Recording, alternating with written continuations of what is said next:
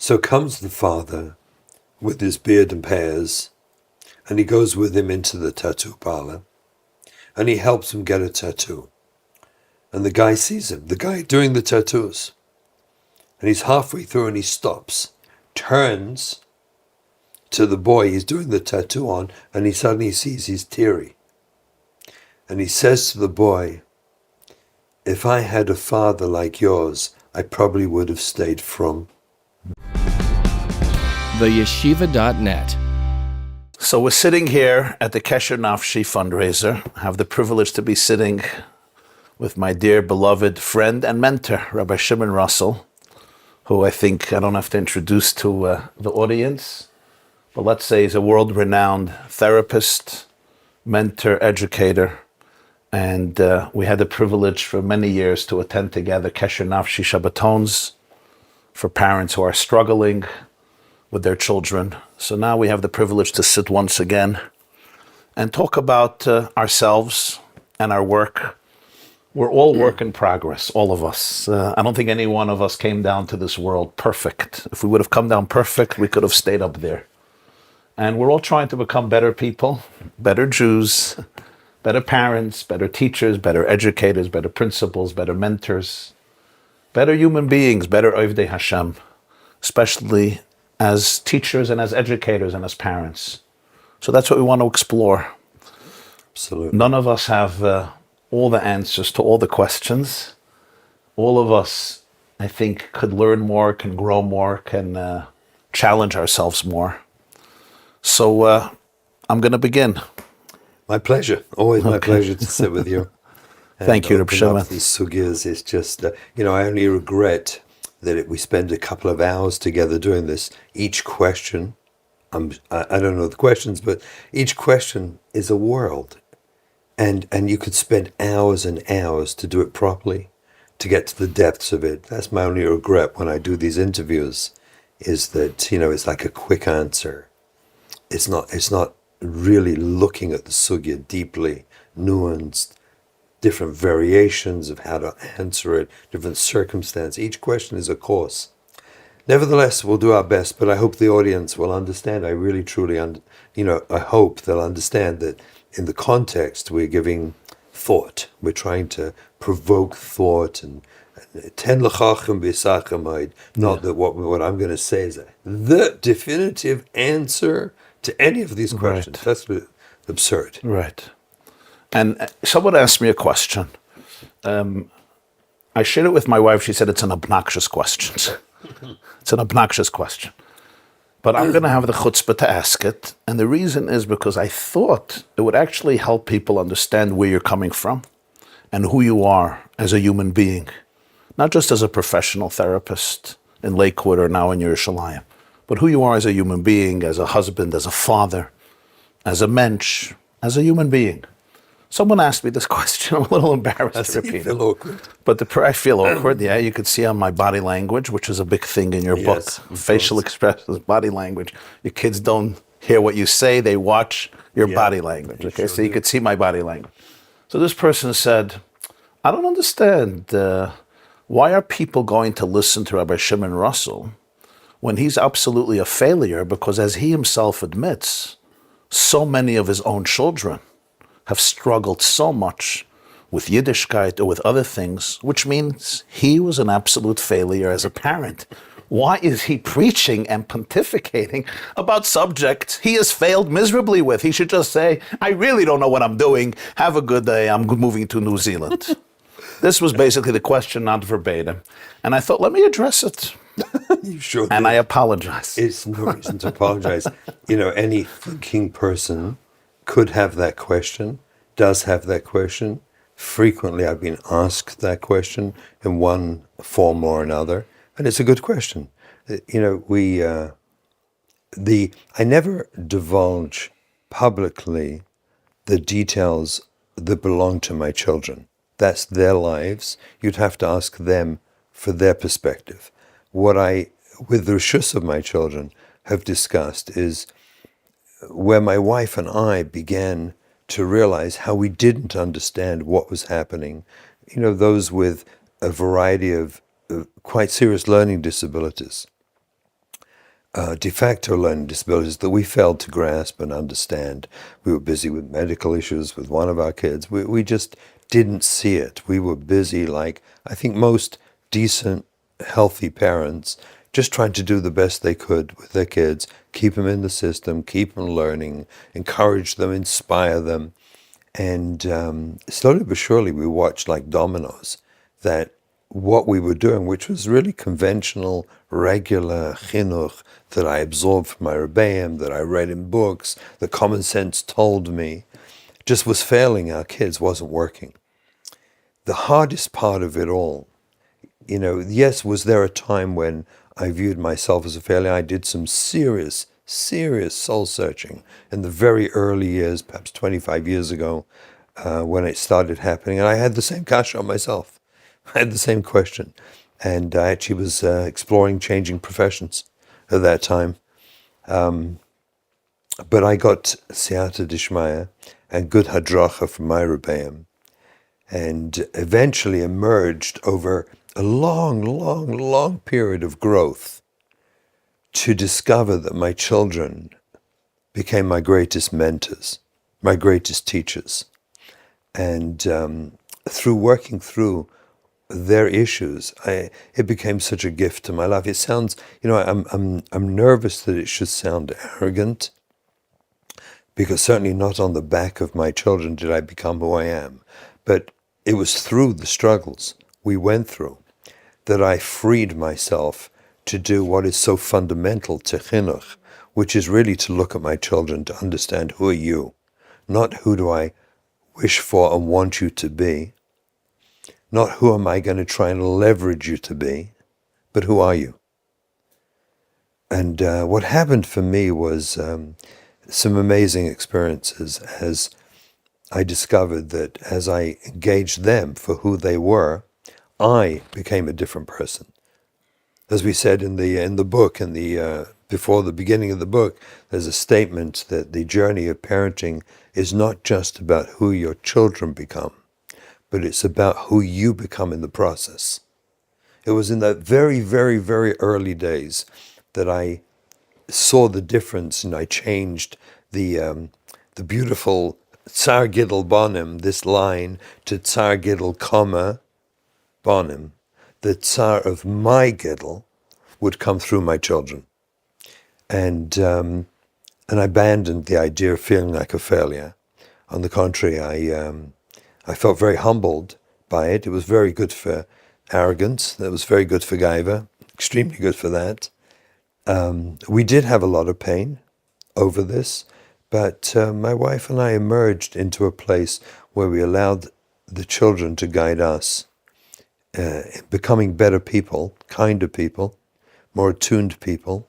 And then Chazal opened up to me, and it was amazing, and I saw it everywhere. As I do it, it's like astonishing almost every time I learn, I see things that I'd never seen before about guiding us in chinuch and understanding our children better. So, we did have the feeling of failure. It did occur. We overcame that. And I'm not proud, of what it is. I'm grateful that the process made me a better person. My Rabbi, I have still such a hard time saying Zeichasad Livracha, but Ramatzio, I miss him so much. But he had said to me when we had our Gezegenzach and I left Eretz Yisrael, he said to me one time, Shimon, he said, take this in the nicest way, but if I was the Eibishter, I would only give you struggling kids, because I trust you to help them. Wow. Is that a fair answer? Very. What do you think was and is, for many of us, the greatest form of resistance to make that shift in consciousness, a shift in consciousness that it seems like you're describing, from when it was your children's problem to when you had to become a different person? Yeah, what's the resistance to that shift? The resistance, ego? I think it's ego and trauma. I think that we're all frail on some level, and when it goes wrong, we know that the world around us, like just the very fact you asked this question, this is 30 years later through our struggles, and the question is still being asked. So unless you've done your ego work, unless you've done your trauma work, then it's going to touch a place inside you, very, very understandably, where it will trigger your own sense of failure and inadequacy. And you're going to start viewing your journey of parenting through your own inadequacy and ego instead of seeing your kids, instead of seeing them. You're really seeing yourself. How do I know the difference as a parent if I'm responding, disciplining, educating my children from a place of love, or I'm responding to my own unresolved wounds and coping mechanisms? Because my own trauma does not come to me and say, hey, you're Mr. Trauma, you're Mrs. Trauma. Sure. My trauma says, Hashem wants Torah, Messiah, Emunah. What is this, a new liberal, progressive generation of Afkeris? My trauma doesn't call itself trauma. It calls itself religion, Yerushalayim. I don't know what it calls itself. How do I know the difference? Well, one of the things I asked myself that I ask my clients and people I work, Kesher Nafshi parents, when I ask them, so what do you do, to, straighten out your kid when you feel your child is not obeying you? And they tell me their stories, which almost always sound like laced with anger, frustration, disappointment. So the question I ask them, and sometimes it's a devastating question, and it's such a simple question, like, how well is that working for you? How well is that working for you? And most people have no answer because they know it's not. Wow. And when you know what you're doing, you're an intelligent man. I mean, we're intelligent people. We're kind, caring, and good people, all of us. We're not talking about monsters here. We're talking about very nice people who are repeating patterns of behavior towards their child that is profoundly not working and pushing your kid away.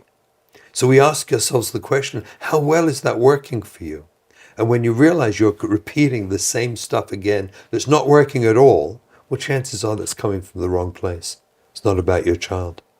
It's coming from about you defending yourself, your ego, who you are. And that's why you repeat the wrong things, even though you're a kind person.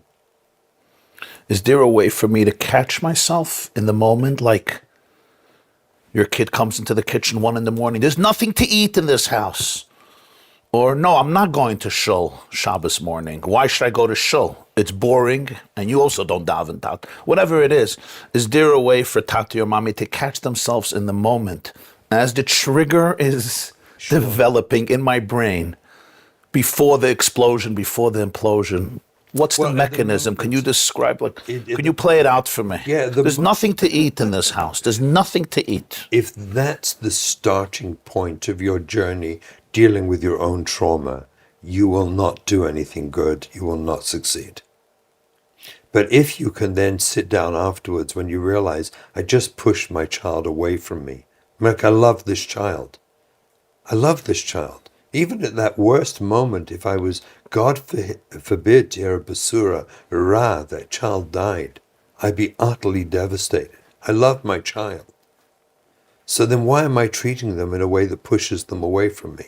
After the incident, that's when we need to settle down and start getting the advice and guidance that clearly I'm operating with my child from some primitive part of myself that's not the rational, healthy, adult, mature self. In other words, it's the 2-year-old inside of me talking to the 15-year-old. Exactly, something like that. So I'm actually the baby in the process. In a certain way. I need a parent. Yeah. And that's probably what's happening, is the child is making me feel inadequate. And that goes back to the inadequacy I felt as a child that was never resolved. So I rise up angrily. I'm not even angry with my kid. I'm really angry with the people who made me feel that inadequate to begin with, which by now is the world.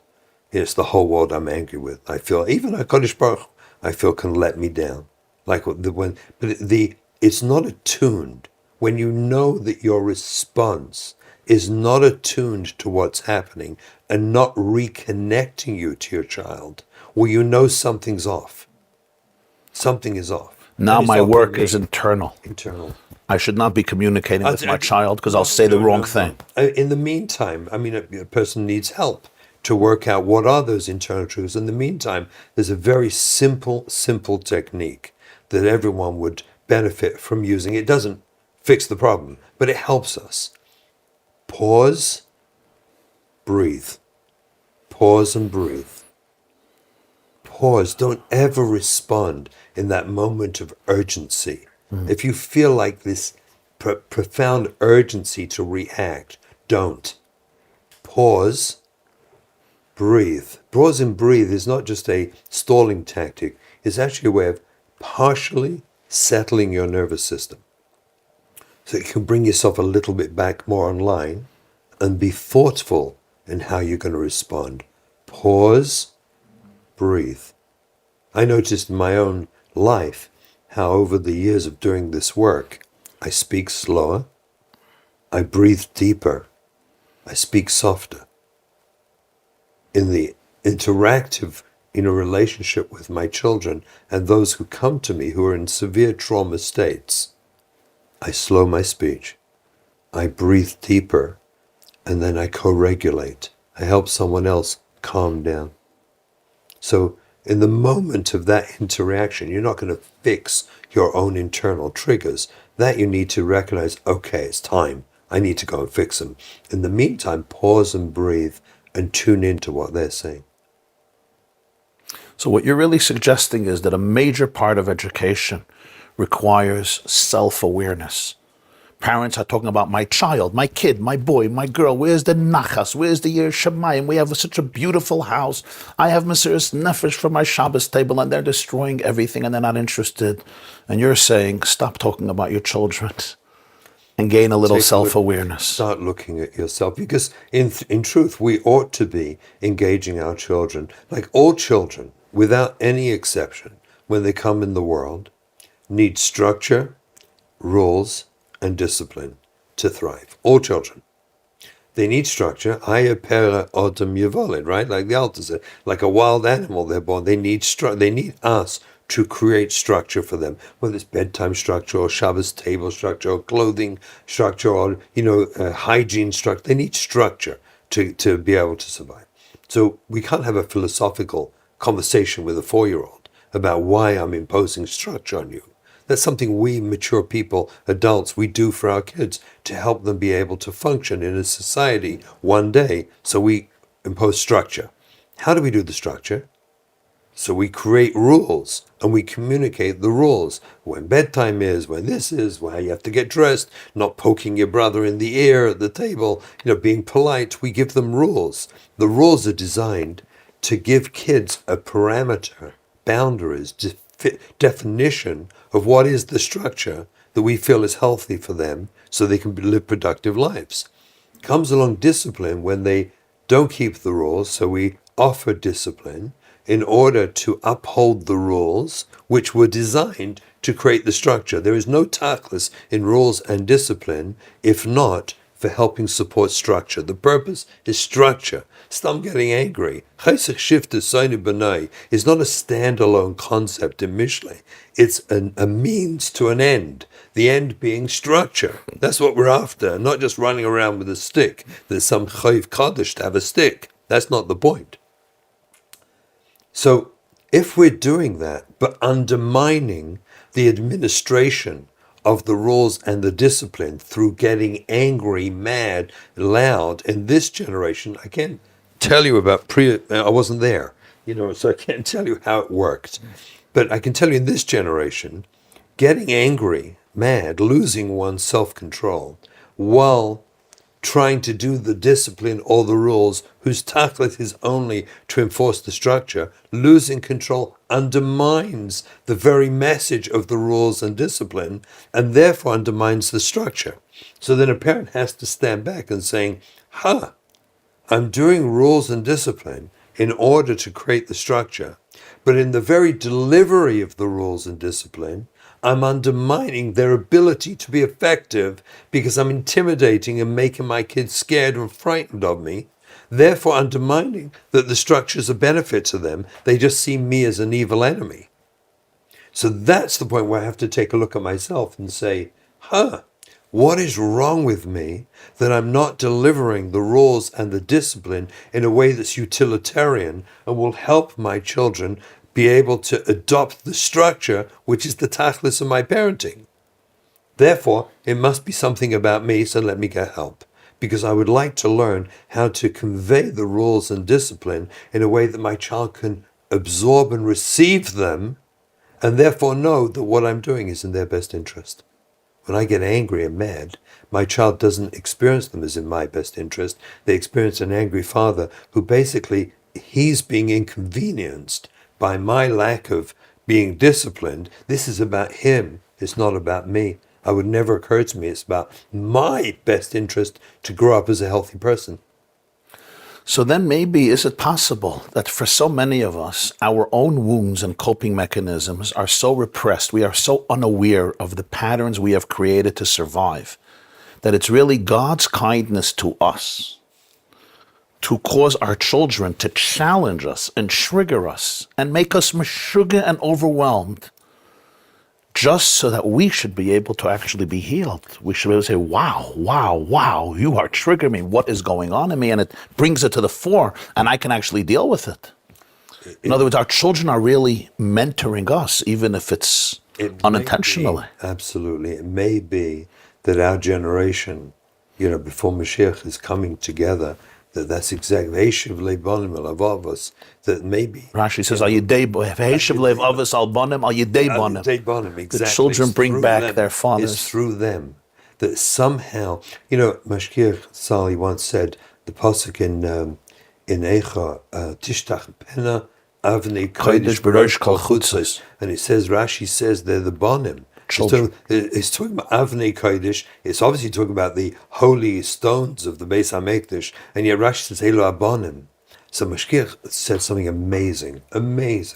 He said the tachlis of Chorban Bayis was to create widespread tshuva for Klal Yisrael, bring us all back to Bara Olam, to realize what we'd lost, this diamond, this treasure, so we would come back and do tshuva. Zog the Mashkiach. Every Peronius HaKlal through history was designed for the same purpose. So whether it was the Spanish Inquisition or Tach V'Tat or the Holocaust in our times, every Peronius HaKlal was designed to bring us back to Bara Olam, to make widespread tshuva. So he said like this, he thinks that Rashi is referring to what will happen at the end of days if we don't listen to all these messages. Elu Habonim, this message will come through our children. Our children will finally awaken. Our most precious possession will wake us up to take a look at ourselves and ask, are we really authentic in our avodas Hashem? Are we really connected with love? Are we modeling a loving relationship with the child so that when a child matriculates, they will transfer the loving relationship with their Av to the Av Horachamon, to HaKadosh Baruch Hu, because we will have instilled a metaphor despite, and when do you do that best? When they defy you. When they defy you, and you don't ignore them, you respond and you teach them how to behave, and you do it in a loving and caring way. You inculcate in your child that my father is an Av Horachamon, so when they matriculate, they can transfer that experience to Bara Olam, which I think is probably the tachlis of the whole thing on a deeper level. So, if I am regulated, I'm regulated. A mother, a father, they're regulated in their brain, in their system, their nervous system, as you say. What does chinuch look like versus if I'm dysregulated? Can you give me the two conversations? I'm dysregulated. My child is not behaving. Maybe he's hitting his brothers. Maybe he's maybe he's older and he's doing things very inappropriate, maybe embarrassing for me. Sure. But I'm regulated versus when I'm dysregulated. Or to put it differently, what is my response when I'm attuned to actual chinuch? And what is my response when it's not about chinuch? It's just about my own survival. Yeah, it plays out very simply. We want, ideally, in the yesodus of chinuch, that my child should experience, I'm not saying never necessarily intellectually experience, because they're little, but their nervous system, their body, their whatever, their internal mechanism should experience that which I am controlling, directing, creating gvulot, rules, structure, boundaries on them. In other words, interfering with their ability to have fun sometimes or stay up, whatever they're doing. That which I'm doing, interfering with their desire, is only l'to'elis for them. It's not that I'm parenting out of convenience. I'm parenting out of fear. I'm parenting out of friendship. I'm parenting because I'm afraid of what the neighbors are going to say about me. That my child experiences my parenting, chinuch, what I'm doing for them, is kol kulai about their development and success in this world. When I lose myself in the process, I'm really reflecting back to my child that what I'm trying to stop you doing is because you're hurting me. You're offending me. You're upsetting me. It isn't about, I want you to be a successful human being and therefore I'm trying to help you. And that's why I'm standing up to you and saying no, is because I want you to be accomplished and successful and to have a wonderful life. We sacrifice that when I lose myself and I parent out of my own fear, anxiety, or shame. So then the child doesn't experience that. And what we're actually conditioning them to believe is that I can't trust my parent, that my parent is only interested in themselves. This is about them, which creates profound insecurity, instability inside the child's world. A child needs to know that what my parent is trying to do for me, even when they say no, in fact, specifically when they say no, is actually toilets for me. They will get that from the smile on my face. They will get that from my relaxed posture. They'll get that from me saying to them, look, if you want to take the ice pop, I'm a 5-year-old, and I'm going to take an ice pop. You say, no, please don't. We're having supper now. And the kid says, I don't care, I need one. And you say to the child, I understand you need a shefela, but after supper, I don't want you to, lose your appetite. I want you to have a good supper.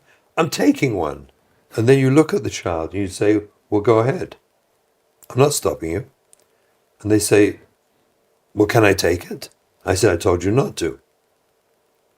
But then you just said, I didn't say, I said, I'm not going to stop you taking it. If you want to take it, take it. And then here's a consequence. This is what's going to happen.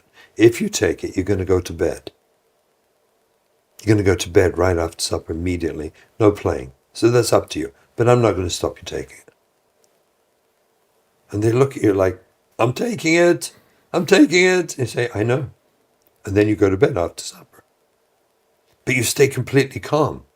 And you don't run in front of the fridge or freezer and block them, intimidated by this 5-year-old. You stand there and padlock your fridge and tie it up to stop them taking it. You say, go ahead, I'm not stopping you. Unless they're triggering the 5-year-old in you who felt unsafe. I will be in front of that fridge. You will go to that refrigerator, you will finally take revenge against there you go. The adult who harassed you at the age of 5. My child will never know that I'm trying to do this for you.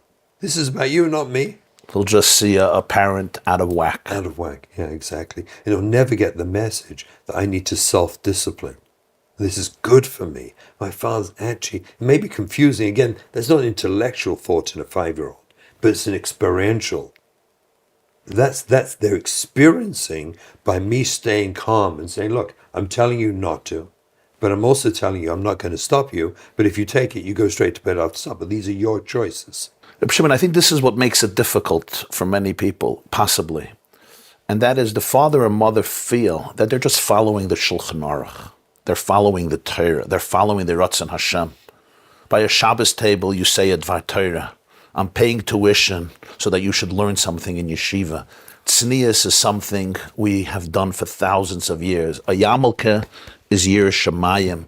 Answering Amen Yehei Shmei Rabbah or Baruch Hu is sacred, etc., etc., etc. You're telling me, don't get angry, look at yourself. You have trauma from your parents, from your Zaydas, from your Babas, from the Nachash HaKadmaini. All very good. Psychobabble. I need to educate my kid. He is betraying Shulchan Aruch. This is not personal. I'm not fighting for money or covet here. I'm fighting to create ehrliche Yiddische Deirus. Now you're hacking with me my coping mechanisms, my trauma. I never saw in Shulchan Aruch the word trauma. Where did you invent this from? Okay, so this is already a workshop. This question is a workshop. If you were to ask me, if I had like 2-3 minutes to make one statement, to parents and mechanchim from something I've learned about life that I kind of wish I'd known then. So here's what I would say, and then we'll come to the answer. So we all know there's a mitzvah in the Torah, period, have children. There's a mitzvah, beautiful mitzvah. We should have children. A chelik of that mitzvah is actually a mitzvah called L'Shevis Yitzhara. L'Soy Bara L'Shevis Yitzhara, Pasuk in Shayo, which says that Eibishter wanted to fill the world with people. He wanted the world to be full of a yishuv of people.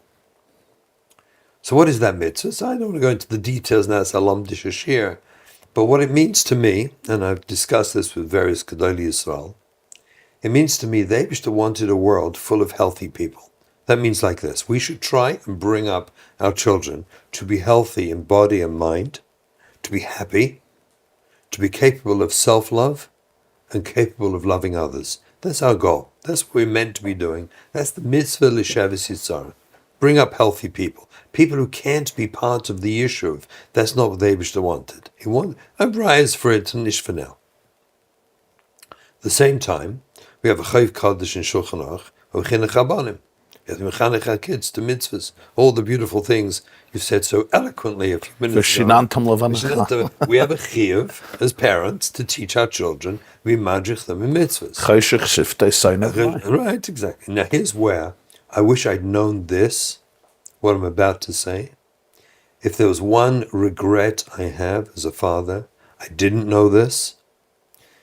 The simplicity of what I'm about to say is going to be jarring to hear it at first.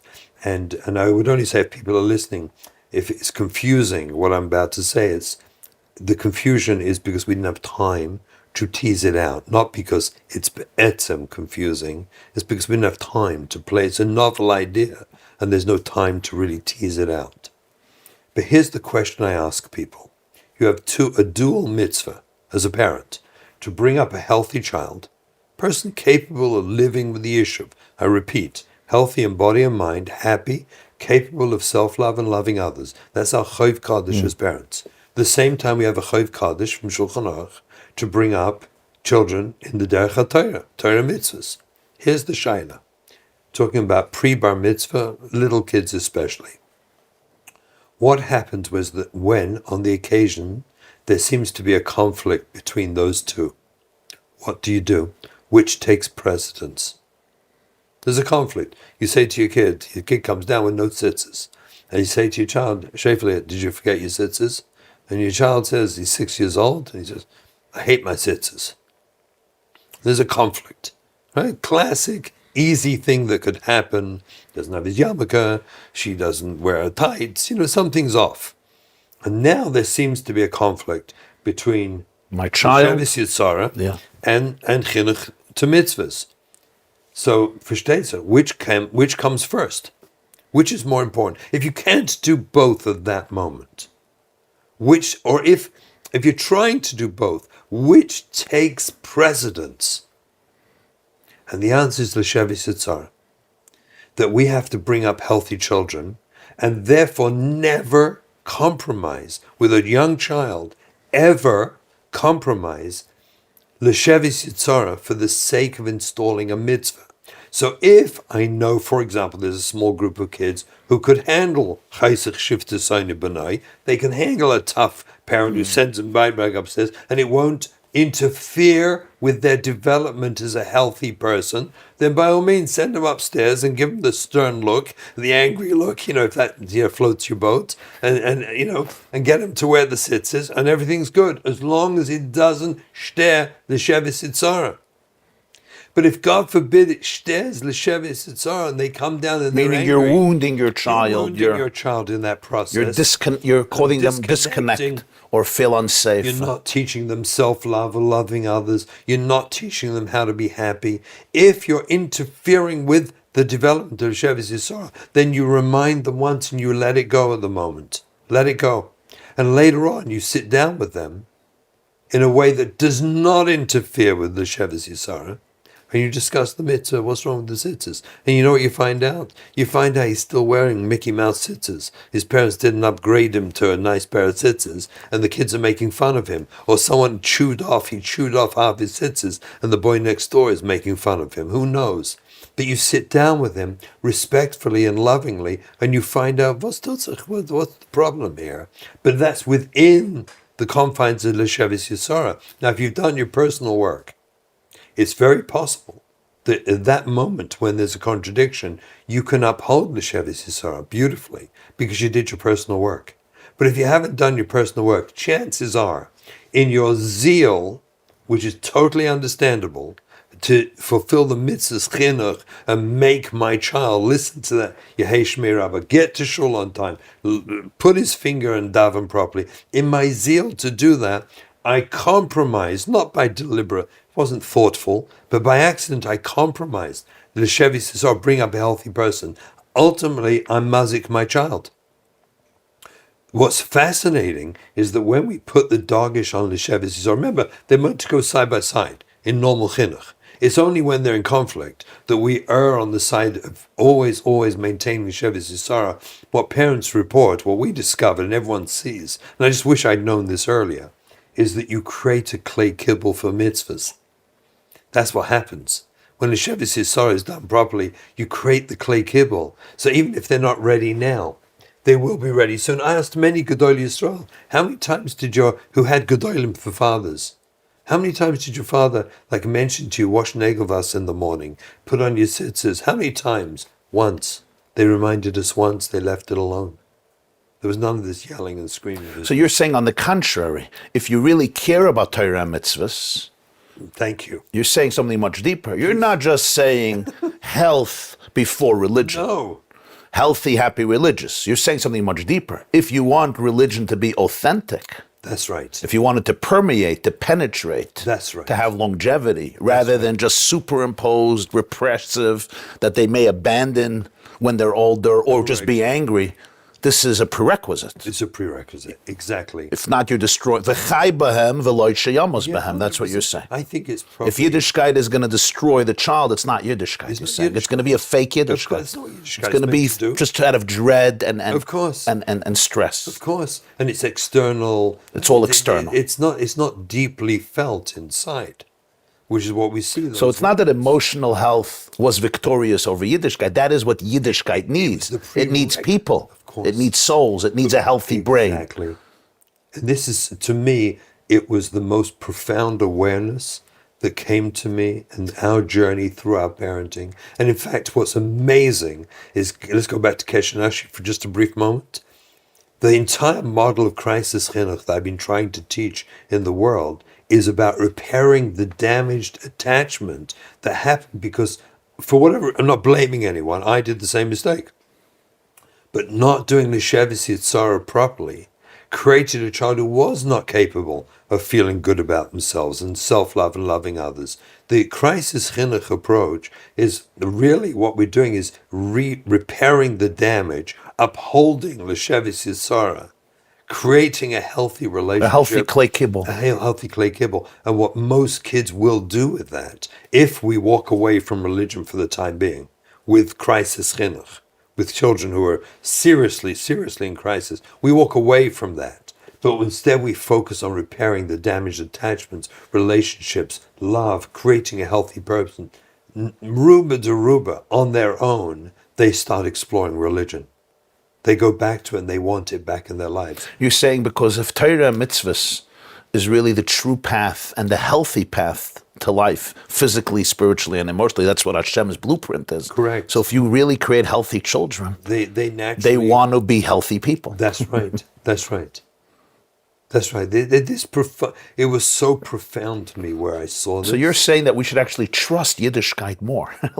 We should trust God's system a little more. 100%. That if we have healthy and happy children, they want to live the best lives possible. And if they don't be so insecure about Judaism. And when they come back, like the Gemara and Rashi needed Tesayinu Abes, Right? Kol b'dei Shemaim chutz mi'yer Shemaim. Everyone knows the Gemara. V'sag Rashi. It's so amazing to me. People don't see it.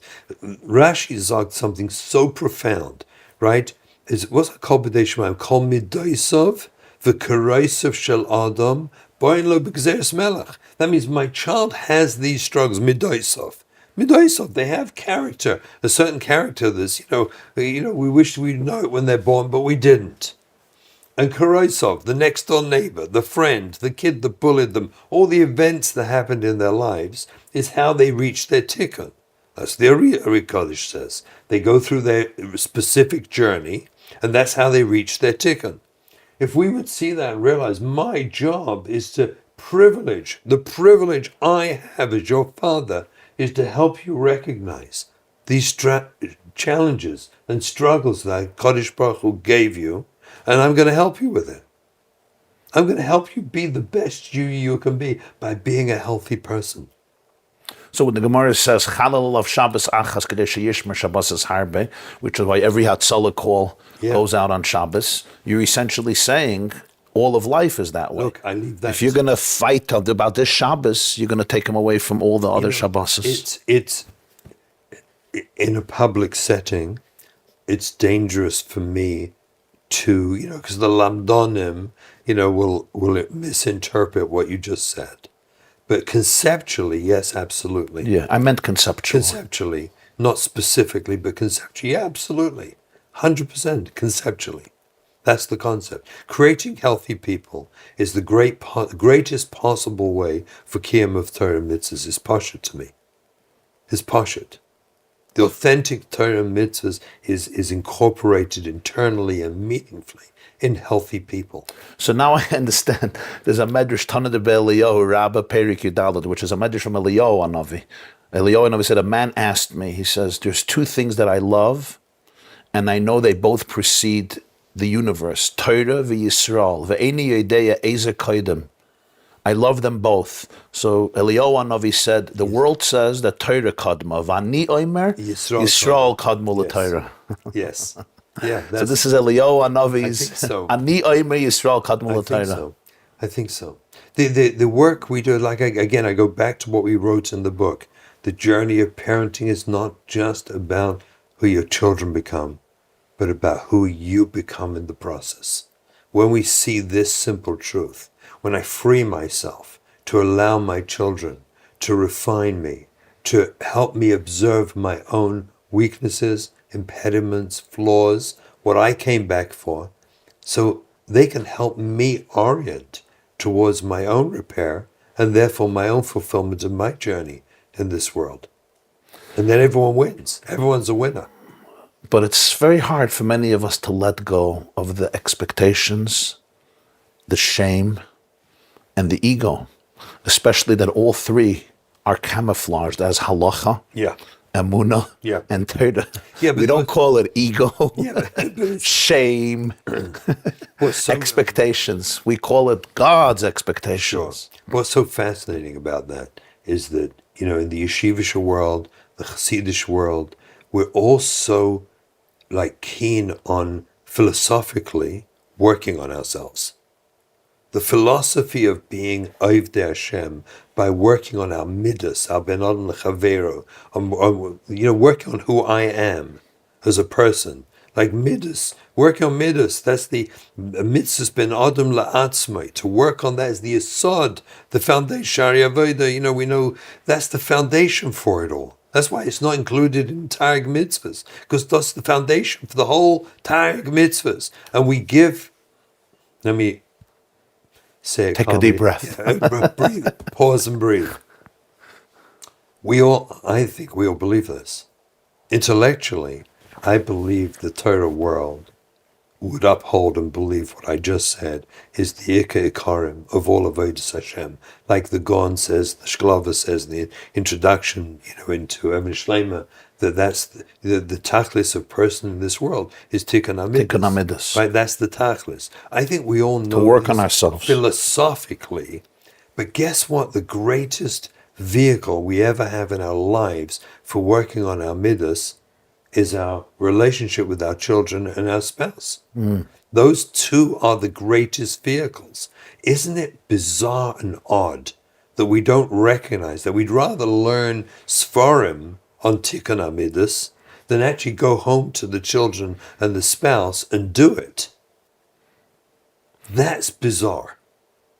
So you're saying when my child triggers me at the Shabbos table or the dinner table at any point of the day, that's actually the greatest opportunity for me to fulfill the mission for which I came down to The the world. entire purpose of this world could be played out at So your I should Shabbos cherish the table. opportunity to go inward Absolutely. and heal myself Absolutely. and learn how to respond from a It place is- of love. It's what I call an MDO, a Midas development opportunity. The child is stressing you at the table. I'm going to bring the best of who I am to that moment in order to help my child become a better person by me embodying the truths and beliefs of being an El Chayid, a Ben Torah, while I deal with it. That's my goal. You know, we're not perfect people, but that's the goal. It has to be that I recognize that the struggles with my children and my spouse are more valuable to me than learning the Sfarim about working on myself, but not actually taking it home and engaging the children and doing it. Like, again, this is topsy-turvy world, that we would engage ourselves quicker in the pursuit of analysis of the Sfarim HaKadosh, Shari Tshuva, Arches Tzadikim, Nefesh HaChaim, Mesilas Yesharim, which everything. we'll do that more passionately than doing the actual work those Sfarim are telling us to do at the Shabbos table or with our spouse. So you're saying many of us are like doctors, that when we're called for an emergency to save somebody, we say, no, I'm busy reading medical textbooks. Yes. I don't have time to go save anybody. Well, again, I hate to be or sound cynical. You know, I want to be respectful. No one does any of this purposely. Of course. I think that we get lost. We get taken up in the moment. But if we would just sit, like again, it goes back to that question of, so how well is this working for you? How well is it working? You're saying the proof is in the pudding. If your children are happy, healthy, passionate, and enthusiastic, you're doing the right thing. If they're miserable and they hate your guts and they hate Judaism, Something's wrong. it's time to start asking deeper questions. And again, that's not to blame the parents, because my thesis aligns with the idea that more or less good enough parenting will create more or less good enough children who will become more or less good enough adults, who will marry more or less good enough adults and have more or less good enough children. That's the process. However, if trauma strikes, and we know, that today's not the time for us again to review all the different aspects of trauma, but when trauma strikes, it's become clearer and clearer to me that more or less good enough parenting wasn't enough. Wasn't enough. So if you have your own childhood trauma, and then trauma strikes your kid, more or less good enough parenting doesn't work. It won't be strong enough. That's what we do at Kesher Nafshi. What people report back to me is they've discovered that the primary dogish, well, that's really what, people ask me, what is crisis chinuch? What does it mean? Can I, if you don't mind, so crisis chinuch, we moved away from the chinuch, the dogish being on the kid. The first dogish is on me. In crisis chinuch, the first dogish is how can I recreate healthy attachment with my child so my child will be safe, secure, seen, and soothed by me prior to me doing any interventions to try and facilitate my child's behavior to change. The first dogish is not the child. The first dogish is me as a person. Well, isn't that syntonic with everything about Judaism, everything about Yadus, everything about Dov Kabbai? The being an Eved Hashem, doesn't that start with me working on me and my midas So therefore, yes, isn't the greatest gift my children? Ask not what your children can do for you. Ask what you can do for your children. Yes, well, in a way, it's that we have this symbiosis, that we sit back and realize that why did HaKadosh Baruch Hu put these children in my family? You know, I went on a journey 20 years ago, 25 years ago, where I asked this question. Like, it wasn't conceivable to me that in the secular metaphor of the stork coming with the baby dropping down, but when HaKadosh Baruch Hu shipped the neshama, you know, husband and wife create a guf. They create a guf. They don't create a neshama. And the Eibishter, in his infinite wisdom, chooses where to put the neshama in which guf. This is pasha to me in Hashkafas, Satira, and Yadus, Eiskahal. So the question I asked myself is, if we're so messed up as parents, why did the Eibishter put that neshama there? Like, duh. If I'm so There was bad, nobody else in Lakewood he could have found? next door creating a goof that night he could have found? Nobody else? Only the Russells. That doesn't make sense. The messed up Russells. Yeah, exactly. So it occurred to me, and I went on a very deep journey. You know, my learning changed, my Torah changed, my relationship to Yadus and Hashem changed. It all changed when I began to see Pnimiyas Torah. And it was so freeing for me, because when I accepted, okay, the Eibishter gave me this child. So this child is meant to be exposed to those siblings. Okay, let's take a deep breath. Let's take a deep breath. Aha. The sibling got traumatized. Before we ever knew, this child came in. He was to put that in the shama. What, he didn't know that they were going to be exposed to a sibling who was traumatized? Apparently he didn't know, right? That's kfira. So why did he put that child there? This simple philosophical question drove me crazy for years. I took the question to Gedolim and to Rebbes and Rabbanim, and everyone gave me the same answer. It has to be that the Eibishter wanted that child to be exposed to this child. So why? Well, apparently, their reaction to that child was going to help them engage the specific work they need to do to heal their klipas that they came back to heal in this world. And it's my gift as a parent to help them do it. This wasn't Rachmanas Neber, you had that sibling. It had to be precise. Okay, so let's be mature. How do we do that? How do we help them? It's lechatchila, not b'di'evet. Not at all. This wasn't a b'di'evet Not mistake. at all. No. And if A I random look mutation. Right. I say, look, the bracha, you know, I joke, and the Olam should take this, you know, my closest Yedidim, when we were in those childbearing, you know, the years where we had our children, now it's, you know, the grandchildren obviously, but in those years, and I would frequently go to Shalom Zachas of friends, Yedidim, and Kiddush, you know, you give them the regular brachas, Lachnisa, Risa, Shlam, Ravino, etc. Asach nachas. Asach Nachas, all the right brachas. And then I would pull them aside, only my closest Yedidim. And I would say to them, listen, Yankel, whoever it was, I have another bracha for you. They say, okay. I say, Zol Eibishter helfen, that as soon as possible, that you and your Rebbe, you should work out what's wrong with your baby. Why they came back, what the flaws are they brought back.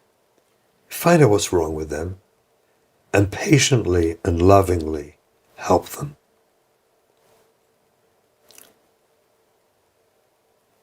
And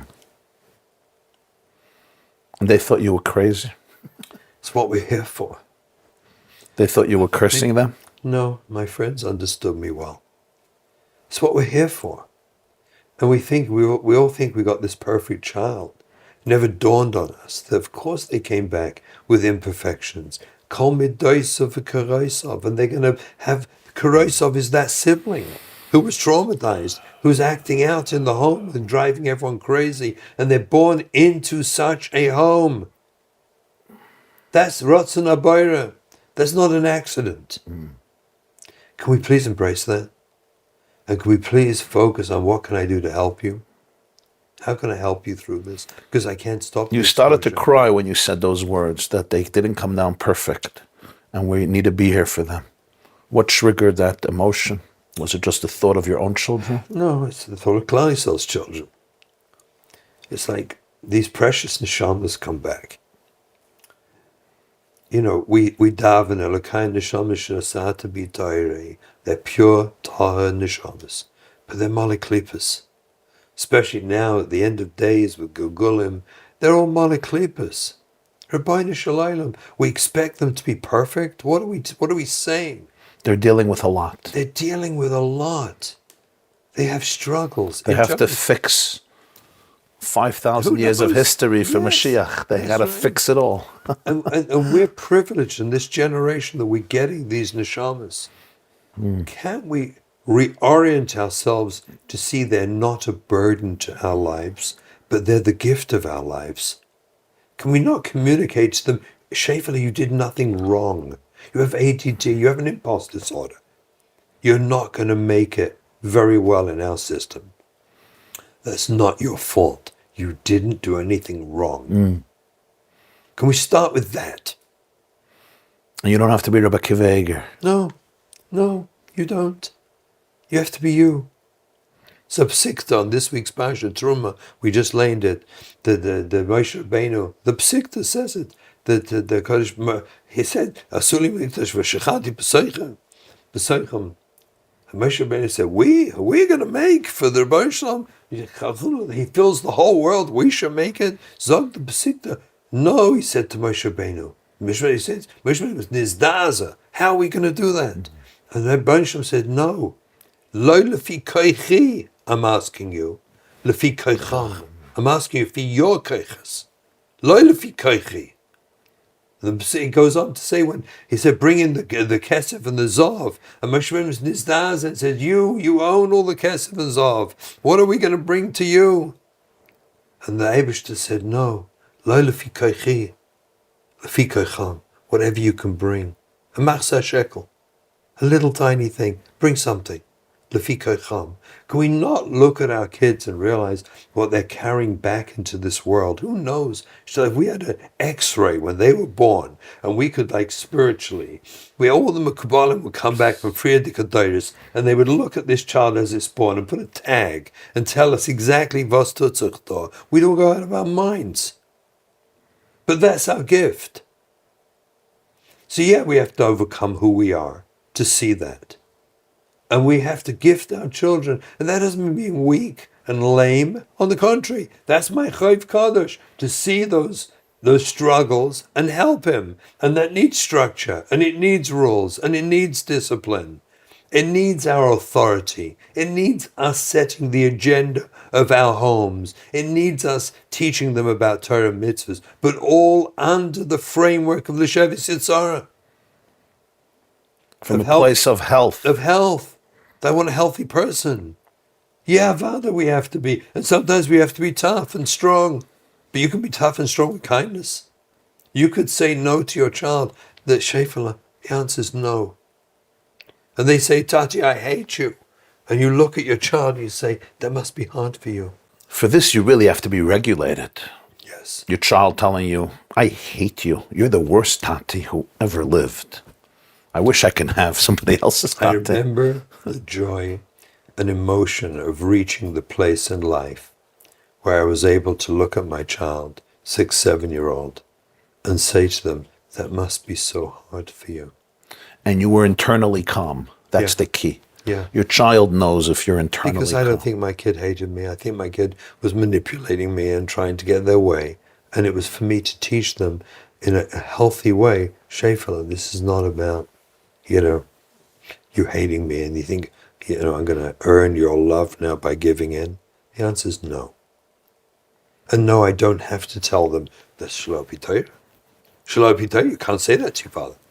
That's also. You don't speak like this to your father. You don't speak like this. Chayv Misa. Chayv Misa, speak like this. Guess what happens when you do it the other way? Later on, your kid comes in, sorry, Daddy. And they want a hug and a kiss, and I'm so sorry. And you say, okay, Shefala, you didn't mean it in the first place. You didn't mean it in the first place. Why does a father say, you're not allowed to speak like this to me? It's aseres hadibros. You know, if you curse your father, mais yumas. No, I don't know. Why does a father do that? What triggered me? That's your own internal stuff, because you got these two. I feel worthless, basically, and you triggered it. Good it. place. No, it's coming from a good place. A father, he's got this chayv of teaching mitzvahs, Torah mitzvahs. It's chinuch. I got to teach him. It's like a father once said to me, and he meant well. It was a Kesher Nafshi conference, and he meant well. He'd heard a whole Shabbos of all this kind of raid, and I think it was very, very hard for him to be the first time exposed to it. And on a Motzi Shabbos panel, he asked a very good question, and I was glad he asked it, because there was polite clapping around the room, which meant that other people were feeling the same way, and I was gratefully asked. But the question he asked was, I don't get all this. You know, it doesn't make any sense to me. You know, a kid has to be mechabed his parents. It's a chiyuv in the Torah. You know, I understand all this. We have to be mechabed them, they have to be mechabed us. Like, help me out here. And people clapped. I was grateful. So I said to him like this, let me ask you a question. Where is the sugya of parenting in the Torah? We've got everything. Shulchan Aruch covers everything. Everything, you name it, we got it. Where's parenting? Harut. Where is it? It's not there. So I have a teretz klali, I have a teretz prati. Teretz klali is the whole Torah's parenting. We have to be bonim atem Hashem lakeichem. The whole Torah is parenting. So that's a teretz klali. I have a teretz prati. I said to him, I'll tell you exactly where the sugya of parenting is in the Torah. It's the fifth of the aseres hadibros. So he looked at me. This is kabel tzvich v'semech. Right, that's the sugya of parenting. He didn't understand, so I said, let me see. I'll tell you how I feel. Chinuch sagt that the tam of kibbud avayim is a kos hatov, right? He said, yeah, father, who's the kos hatov? And he got off again. Who's the kos hatov? I said, great, excellent. Who's the kos hatov? So I'll tell you what the Torah is telling us. That we have to teach our children kibbud avayim in a za'ofen, that when they get older, they'll have a kos hatov to us. Do you think that'll work if you hit them and whack them with a hammer all the time and yell at them? How will your children grow up to have a kos hatov to you, to be mekayim kibbud avayim because of a kos hatov to you, if you didn't do l'shavas yitzhar? If you put everything in front of it, if you didn't do your own work. The sugya of parenting is kibbud avayim. We have to do parenting in a way that when our kids go up, al sakar satayv, they'll be mechaved us. They'll be so grateful to us. He grada loved the teretz, I have to tell you. But I think it's a teretz amiti. We have to be disciplined, we have to be structured, there are rules, there's Torah, there's halacha. Do it all in a way that when your kids experience it at the time, they're experiencing it not intellectually, pre-intellectual. They're experiencing it as, my father's doing this for me. This is in my best interest. So that therefore, when they matriculate and become older, they're moleh hakaras hatov for what my father gave me. It's very popular today for 30, 40, 50-year-old mothers and maybe grandmothers to turn to their mother, who's 70, 80, 85, or father, and say, you know, you really did not know how to be good parents. You guys were, which they wouldn't even conceive in their nightmares to say to the previous generation. Sure. But today, you don't know what it means to be a parent. You didn't know how to deal with us. And very often parents, Zaydis already, Babas, Eltas, get very defensive. We had Mr. Nefesh. We had not a penny to our name. I gave you everything. This is your ungratefulness, the chutzpah. And then I get an email that today's generation. So how should they respond? How should the 65 or 75-year-old mother who's now being accused of emotional neglect, indifference, stupidity, ignorance, complete no understanding of what chinuch is, and now her daughter, who is struggling with her own kids, is saying this to her mother, and the mother gets very defensive. I don't blame her. I don't think there's anything therapeutic to be achieved by lashing out against one's parents. You know, never for the sake, for the grace of God go I. If I had been born in that generation, I wonder what I would have been like. So lashing out and blaming, I've never seen a to'eles. I do see a to'eles in grasping my internal pain and hurt in a therapeutic setting. You know, there's ways in therapy, excellent ways of dealing with that and overcoming it. So I'd like to shift, you know, that the model, that's not therapeutic, but it is therapeutic to acknowledge my pain and anger and hurt in a therapeutic environment, in a therapeutic process to get rid of it. But when a parent hears it, I can tell you what I did with my kids. I apologized. I evoked their pain and I apologized. I went into therapy with them, those who wished, and said, I was not there for you. I did not see your suffering and I take responsibility. And all that happened was my kids being mechabed me more and loving me more. It never hurt, ever. So you had to be very introspective. Well, I wasn't there at the beginning, but I understood. I did not see what they were hurting with. I thought I was doing a great job. Actually, people in the early days, they thought the Russells had a beautiful home. No, they did. People said it. It's very interesting.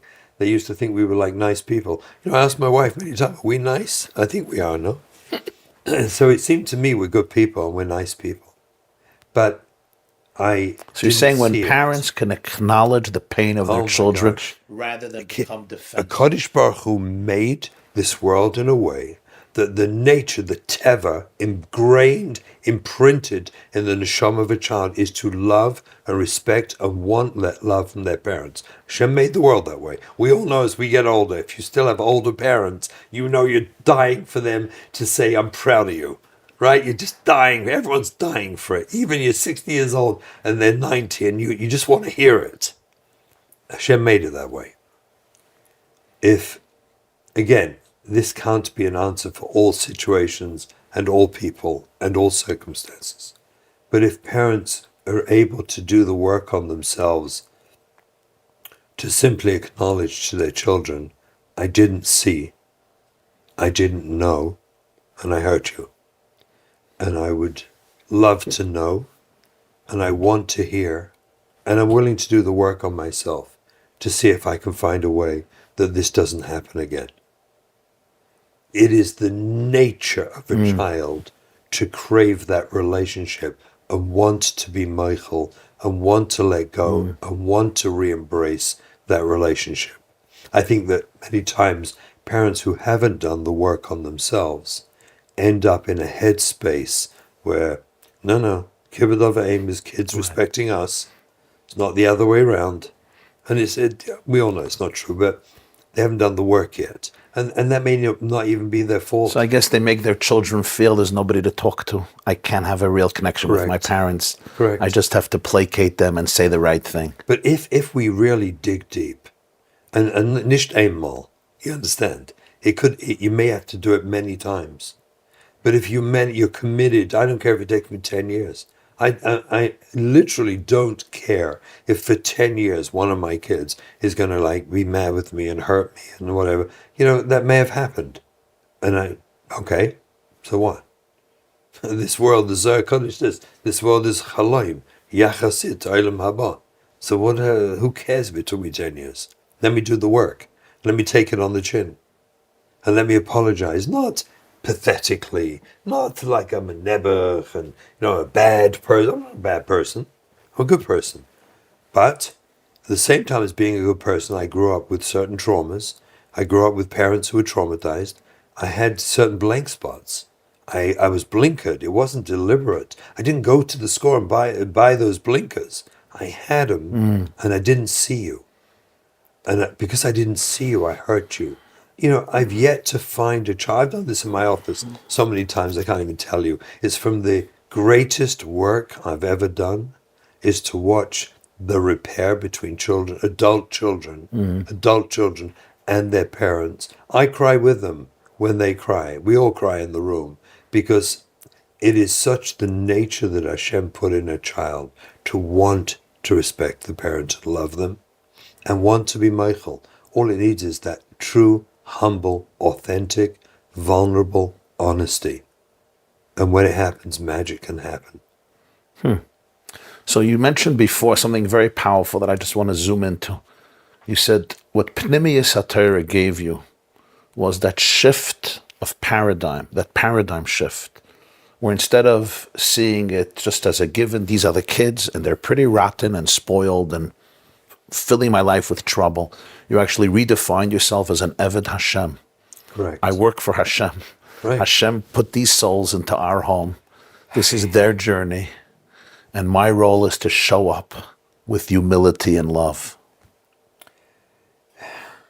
That was exactly what happened. I realized these are his children, not mine. It's not personal. It's not personal. He gave me these kids, but they were his. These neshamas are his. They're not mine. We don't own the neshamas of our children. They're his. And my job is to show up in a compassionate, authentic, loving, caring way with boundaries, structure, discipline, the stuff kids need to thrive in life, but show up that way to do his job. In fact, I remember specifically on a couple of occasions davening to HaKadosh Baruch Hu, where I gave up ownership back to him of some of my children and said, these are yours more than they're mine. Please help me do the job for you. Help me do the job for you. That allowed you to show up rather than become enmeshed Correct. with the problems and the crises. Yeah, I let go of owning them. I let go of viewing myself and my success through their success.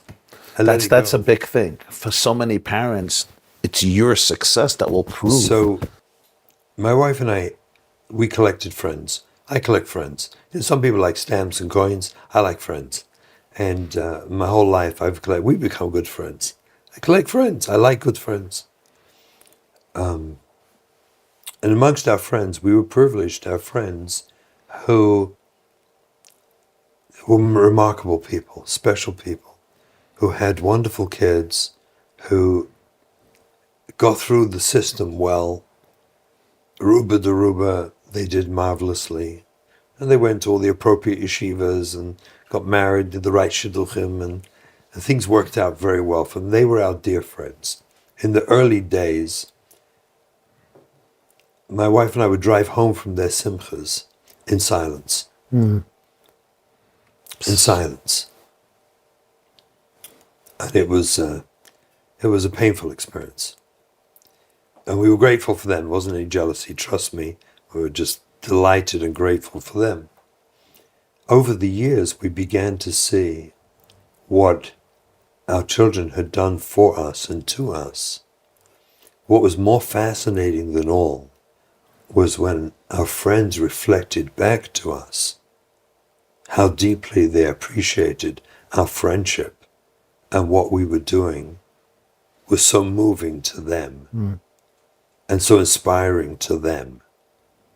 And I think that's what, we don't realize. People watch us. So there are those who may say, who's Russell to be giving drushes on chinuch? I got it. I know that. I accept that. But there are also, everywhere I go, people who are reading the book or listening to the drushes who are telling me, thank you. You're changing our lives. Our own lives. Not just our children. Our own lives. We're becoming, to me those two words, authenticity and vulnerability, are probably the two biggest midas I noticed missing in our world. In our Olam HaTorah. And people feel if they'll be authentic and vulnerable, their kids won't get into seminary, Correct. their yeshivas, no shidduchim, and their standing in the community will... Yeah, and I think there's a shift happening, grassroots, bottom-up shift happening in our world, where people, young people for sure, this I have no suffix about, the third generation, like my children's age, are craving authenticity And and vulnerability. vulnerability and discovering that those two midas free you up in all your avodas Hashem. It changes your relationship to God. It changes your relationship to humanity. And that's where you break through the ego stuff. When you decide to be vulnerable and be honest, this is who I am, with the gifts Hashem gave me, and the challenges Hashem gave me, and I will simply try to do the best with whatever He gave me, what my lot is in this world. And I'll try to do it authentically. When I left home, my father, Shalom, he took me to the airport in Heathrow. I was 18, I went off to yeshiva. My father was not a man of words after the war. And we went to the airport. I remember he told me, check in. I said, I've never been on a plane. I don't know how to do it. So he looked at me and said, well, then why do you think you can go to Israel to yeshiva? Go work it out. So I worked out how to check in. And then he walked me into a bar in Heathrow Airport. Never did this in his life. And we both had a glass of whiskey. He needed it for him, for sure, not for me. I'd never done this in my life to me ever. And then he walked out and I followed him. And halfway out of the airport, he turned to me, put his hand on my shoulder. He said to me, Shimon, well, my name was Simon then, my English name. He said, Simon, he said, do what you think is right and do it with conviction. And then he left. And I collapsed on the floor in Heathrow and cried and cried and cried. I realized my childhood had just come to an end. And he'd summed up everything he wanted to teach me in these two lines. Do what you think is right and do it with conviction. Vulnerability, authenticity. Try and live like that. And somehow, it's bizarre in a way, but that's what I've tried to do. And I don't think it's hurt me. I mean, we're good friends. Has it hurt me? To the contrary. Right? It's... You're saying this is what liberate the need to be self-conscious and impressive and get validation destroys our psyche. It destroys us completely. We are miserable people because of it. And not only that, you're always worried about the next drasha. How will you look? Like, will the olam be makabel me? It's like, it's so much better to mess up on the next drasha and then say, Rabbi, I'm so sorry, I was tired. Be authentic. Be vulnerable. You're saying to be an Eved Hashem is the most liberating psychological experience. It is. Absolutely. 100%. Anachnu ma. What am I?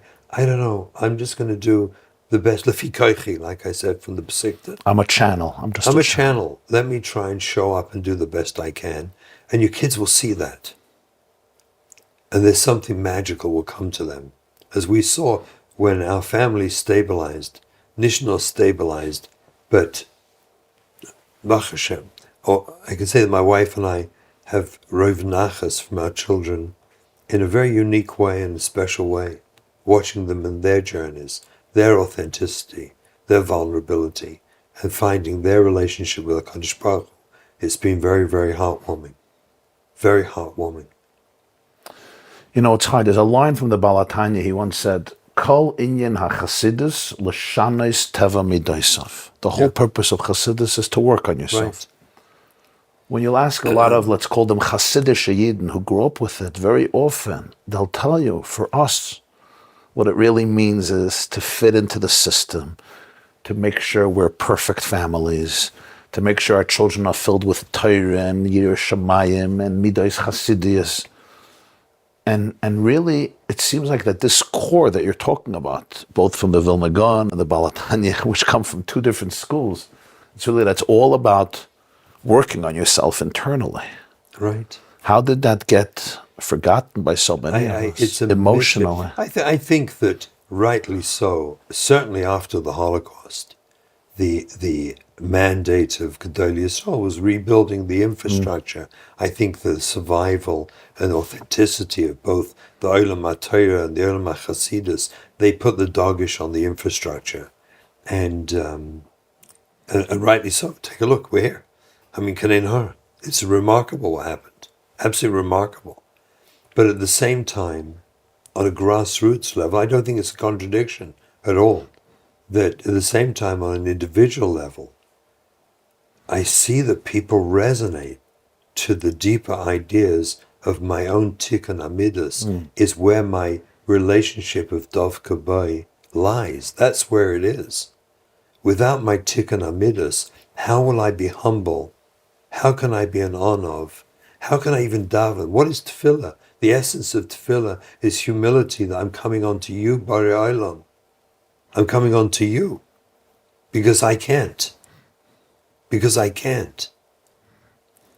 So, tikkun amidus, it's, since Hashem says, what people will think of people when they work on their midas. But it's clear to me that this generation and its struggles is taking us to this inevitable place, I think historically, where we're going to be forced to look at an authentic mechanchim. I always quote over a line. My mother, Aleh Shalom, she was a master teacher. We had brothers not alive anymore, worked for the education department in London, and he told us that where we lived, she was number 2 teacher. Ranked number 2. It's a very choshev thing. So I asked her one time, I said, Mommy, what do you think made you number 2 teacher? She said, when I walked into the classroom, like this, when I walked into the classroom every day, I wanted to present myself as a person the Talmidim would want to be. If they want to be me, because I deal with them, act and conduct myself in a way that they want to be me, so then my knowledge is easy to convey to them. They want that knowledge because they want to be me. It was so beyond profound, so amazing. Wow. And it's the heart and soul of all chinuch. The mechanech, to be received by the chonech, the one who's to be received. Well, the child has to look at you and see a person they would want to be. And when they do, well, they want your knowledge because they want to associate with you. They want to be connected to you. They value you. So this whole system is such a win-win in terms of dveikas b'yisbarach and avodas Hashem. Having children, there's a famous piece about, stakel b'raisa b'yalma, right? So the Eibishter, why do we have a metzias of parents and children? Why don't children drop off trees like apples? Let them fall off trees, and they'll plant themselves in the ground, and they'll grow, and boom, and then they'll walk off and have human beings. What do we need a metzias of parents and children for? And the answer is because there's a mitzvah kibbud aveim.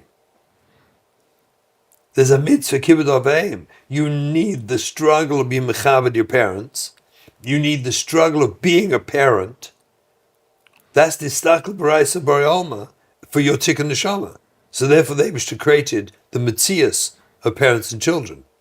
Because the Torah said that's the way the neshama reaches its tikkun. And without parents and children it wouldn't do it. You know how freeing it is to understand that? It's like, okay, so all the problems caused in families with sibling rivalry, with issues ben ish l'ishtay, and then parents and children with the ego and all these struggles is exactly why the Eibishter gave us the metzias of parents and children, a marriage. Because in that crucible, you're going to have to work on yourself. There is no alternative. And that is the best vehicle for your tikkun amidus in this world. You can't do it anywhere else. You can't do it properly. You can do it, but not to this level. Ben Azai said he's going to do it without, right? I think he was the one chiddush, am I right? In all of Nafshi chashka b'Torah. Right. There's one chiddush that he could do this without. Right, am I right? No one else. Everybody else, we need a spouse and children and in-laws and grandparents. And Rabbi Akiva says, Shaliva shalachem shalahu. All my achievements is her credit. That's if we would just see that, as I always say, your problems are not in your way. They are your way. If you just see that, then we can bring our authentic, loving self to our children. Probably it's so difficult for me or anyone to be authentic and vulnerable if I'm operating from my amygdala, from my Yes. reptilian brain. I'm just trying to survive. I just need you to think I'm a good guy. Pause and breathe. Let's start there. Pause and breathe. Can we So start there? authenticity and vulnerability can only come from a person who has self-love. Yes, that's right. If you love If I'm yourself, going to tell you about all my challenges and flaws, and I'm afraid you're going to look at me like a nobody, I'm not going to Correct. do that. And that's what a lot of us are doing. see, I know Compliment me. you know my family. You know many of my children. You've seen them, witnessed them. Not for a second do I think that you look down at me in any way, shape, or form. It doesn't even occur to me. But that's because you don't look down at yourself, probably, right? Well, If you had inner shame and self-loathing and you really hated yourself in a very repressed, unconscious level. So I think I was there at the beginning of this journey. I think I experienced a lot of bitterness, a lot of pain. I imagine I said things that I later came to regret. I had a very eye-opening experience one time when my eldest daughter was probably 14, 15, and this is right at the beginning of our struggles. And I'd heard some news about one of my other children struggling. It was Erev Shabbos. I remember very distinctly sitting at the Shabbos table Friday night, Mara Schreiter. I was in a dark hole of self-pity and anger about the world and other people. Hadn't done the work at all yet. And she helped me enormously. She was home that Shabbos. I think she was leaving the house to go out Friday night, just as I had finished the meal fast. I don't think I talked at all. I was so gone and depressed, benched quickly, left my wife with the kids, and I went upstairs to go to bed. I was so ashamed and battered and hurt. On the way up the stairs, I met her coming down the stairs to go out, in her big dekuna, to go out for the night. Covered Shabbos Kodesh. Covered Shabbos Kodesh. And she made a comment to me. She doesn't know this, but she made a comment to me that killed me, and that's killed me dead inside, but also opened me up. And I went back to that story, and it was so profound, the gift she gave me. Because as she was leaving me, she made a comment that it doesn't look to me like your Yiddishkeit is working very well for you, is it? That's a good mashpia. Whoa. That's a good Rebbe. You're a good Rebbe. She left the house. I went to bed and cried Wow. and cried. That was the moment your ego died. Yes. I had many moments. That like was your moment of Geula, basically. I was many moments like that where the truth slapped me in the face, and I made a commitment that if the nisyanis in my life stopped me loving Hashem, well then I never really loved Hashem, and I don't believe in this whole thing. So I better get my act together. And then I'm learning Mesilas Yesharim. I loved Mesilas Yesharim. And then I saw it, and I'd never seen it before. He says, Olam HaTlois.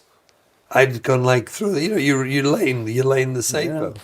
And then Tloyos is takvatat, yeah, takvatat. he says it's Olam HaTlois. Alma de Nisayan. Alma de Shikra. And those words came alive to me. Oh, that's what he meant. It's actually talking about you. It's talking about me. This Sefer is very relevant to me. These kind of comments from my kids, they were life-altering. I embraced them so deeply. They reoriented me. It was like they moved the rudder of They my taught ship. you what Judaism is. They did. They brought God back from death to life. Well, in a way, I was always a nice Jew, and I was sincere, and and I was a masmid, more or less. But I don't think I'd ever had an encounter with God fully. I don't think I had till my kids started struggling. I think till then I was doing everything right and just being a good Jew. A good robot. I think I was a good Jew around God. if I can say that. Do you understand what I mean? Yeah. I think I was doing all the right things. And makpid nalocha, You got a good I hadas. wasn't talking ben gavra legavra. I was following Shulchan Aruch. But I think I was following Shulchan Aruch because it made me feel good. I don't think I was following Shulchan Aruch because I wanted to deeply connect to Hashem. And it wasn't till the kids said lines like this that I realized if I wasn't a role model of a relationship with Hashem through the darkness, then they probably never would be. Wow. So that visceral, real relationship with Hashem was created through the death of the Correct. ego Yeah, that these children brought out. That's right. I don't think it doesn't happen without some deep patch, some deep adversity. And I wasn't machadish this is Yadua, the call, but it's when it happens to you, it's humbling. It's Yadua here, it's not Yadua here. Yes, you have to get it down here. Das, Adam yeah. Yadas Chava. You have to bring it down there. And the kids brought it there for me. The kids took me there. Well, what would you say? There's so many, and I know my own life. You have Rabbanim, Rosh Yeshivas, Rebbes, Darshanim. In many ways, they have celebrity status in the Orthodox community, if I could say that. When they walk in, they get a Yamim al Yemei Melech Taisef. People stand up. There's a certain reverence, whatever it is. For them, the vulnerability and authenticity can feel like a death sentence. Not even consciously, not in a malicious way, but even unconsciously. They may not even know it. Sure. They may not know how much they're caught up in the shell, in the husk of religion, which is completely not divine. It's almost perpetuating a tradition, as you say, dancing around God. But I can't be vulnerable. I'll give drushes on the Parsha. There's an image to uphold, and let's face it, deep down, his trauma or her trauma may be, if somebody really knows who I am, it's all over. And maybe even I'm not allowed to know who I am. I'm not even lying. I don't even know who I am. I can't afford that. I have to be whoever I am. I can't know who I really am. I can't know my darkness. So I judge no one. I disrespect no one. When I was a young bacher, in Eretz Yisrael, so I went through many, many Rebbeim and kept finding flaws, sort of higher and higher levels. And I found flaws, and it made me crazy. One day, I guess my Hebrew had improved enough. I used to go to the Stiplegon, Zeichsad Kodesh Levacha. And I went to him and I told him this problem. Wrote it out, that I keep having a Rebbe, and I keep losing faith in my Rebbe because I find a flaw. So he laughed at me. He said to me, Du suchst Adam HaSholem. Du suchst Adam HaSholem. Meine teure Schwager. Das nicht. Es gewinnt Adam HaSholem. And then he yelled at me. He came right up to my face. And he said to me, there's nicht in dem da Adam HaSholem. No such thing. He said to me, the Eitzah, probably, if I had to say, the central best Eitzah I ever received from Gedolim, and I've heard so much in my life, it was this. He said to me, Klai boys, he told me, you have to select many Rebbeim, each who's a Muslim in an area, a Miktsoya. He said you could have Choshe Mishpat one, who's in Yardeh is a different one. You could have in Shalom Bayis one, and in parenting an andere. He said in every miktzah of life, Klai boys, he said, a Rebbe was Muslim in that midah. He said, and then be mevatel yourself. Make sure you mevatel yourself. And look away from the rest. So I went through life, and I recognized all the chashva people around me had chashivas and miktzahs I didn't have. They had it, I didn't. And I tried to be davik to them in the midah that they were gebenched with in this world and see if I could be shoyef from it. There isn't Adam HaSholem. I don't expect anyone to be perfect. For myself, I found the vulnerability and authenticity was my vehicle. I'm not sure it is for everyone. It may be too hard. I could only say that anyone who tries it, if you're going to do it the whole way. Don't do it partially. It's going to hurt you. You either do it fully or don't do it at all, because they will laugh at you. They will hurt you. But if you do it the whole way, honestly, I don't think, I've never, I receive a lot of emails, you know that. We share frequently, right, and support each other. I receive a lot of emails that people resonate this truth deeply and profoundly and appreciate it enormously. I've never got emails where people appreciate my chachma, my wisdom. You're such a smart person. You're such an encyclopedia of Torah. But I got lots of emails about this. Your authenticity. I think that's for me, that's my journey. I heard from Rabbi Aaron Lapiansky Shlit, I think he shared a story that a Chassidish Shayid once went into the Stipler and there was a shidduch for his son or daughter that somebody was suggesting and, it was serious.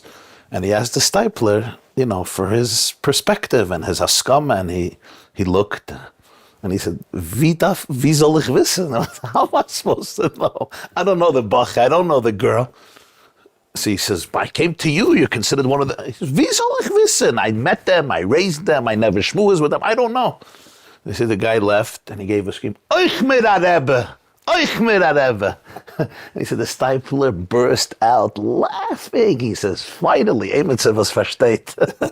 Exactly. Finally. Exactly. I don't think really in this world, honestly, if you go the whole way, anyone can lose by vulnerability and authenticity, by being honest about who you are. I think people admire you more. You know what they do? When you get authentic and vulnerable, people start feeling safe around you. They start feeling safe around them. And when they start feeling safe, they lower their defenses. And when they lower their defenses, you get to know who they really are. You discover they're wonderful people. They're good-hearted. And you can help them heal. Yeah. You can help them heal their own wounds. It's the key. To me, it's the key. It's similar, I guess, like parenting. You can actually tune into them rather than defend yourself against them. Right, exactly. I have another question. It's a personal question. Yeah. A mother shared this with me about you, and I was surprised. And I wanted to ask you about it, because I wanted to understand your thinking. This mother told me she called you up. She lives in the United States, in one of the states. She called you up in Yerushalayim. She has a 14 or 15-year-old daughter, struggling, left the system, left Yiddishkeit, and depressed, anxious, angry, resentful, sleeping all day, on a phone all night, or whatever else she's doing. And she went the regular route. She's a successful person, NYU, psychology department. She got one of the top people in NYU children or teenage psychology department. And they spoke to the girl, etc. She paid a lot of money. They diagnosed this girl, anxiety disorder, defiance disorder, depression. The mother told me, she said, I had to pay $8,000 that you tell me that she has anxiety and defiance. They said, no, we gave you a diagnosis. We gave you a diagnosis. And they wanted that the mother should force her into treatment, and they would give her all these medications, and this whole system that they made for the mother to heal this girl. The mother called Rabbi Shimon Russell, who you may have heard of him. Might have heard of him. And he listened for around 15 or 20 minutes, maybe a half an hour. The mother told me the story. And he said to this mother, no, there's trauma. There's terrible, terrible trauma here. And I'm afraid that if you just follow this trajectory, in 6 months she'll be cutting her wrist. What you need more than anything is attachment, more attachment. You have to work on yourself. There's major trauma here. And a lot of these professionals have very developed degrees and they know a lot of textbooks, but they know nothing about trauma or very little about trauma. They don't understand the soul of these kids. They don't.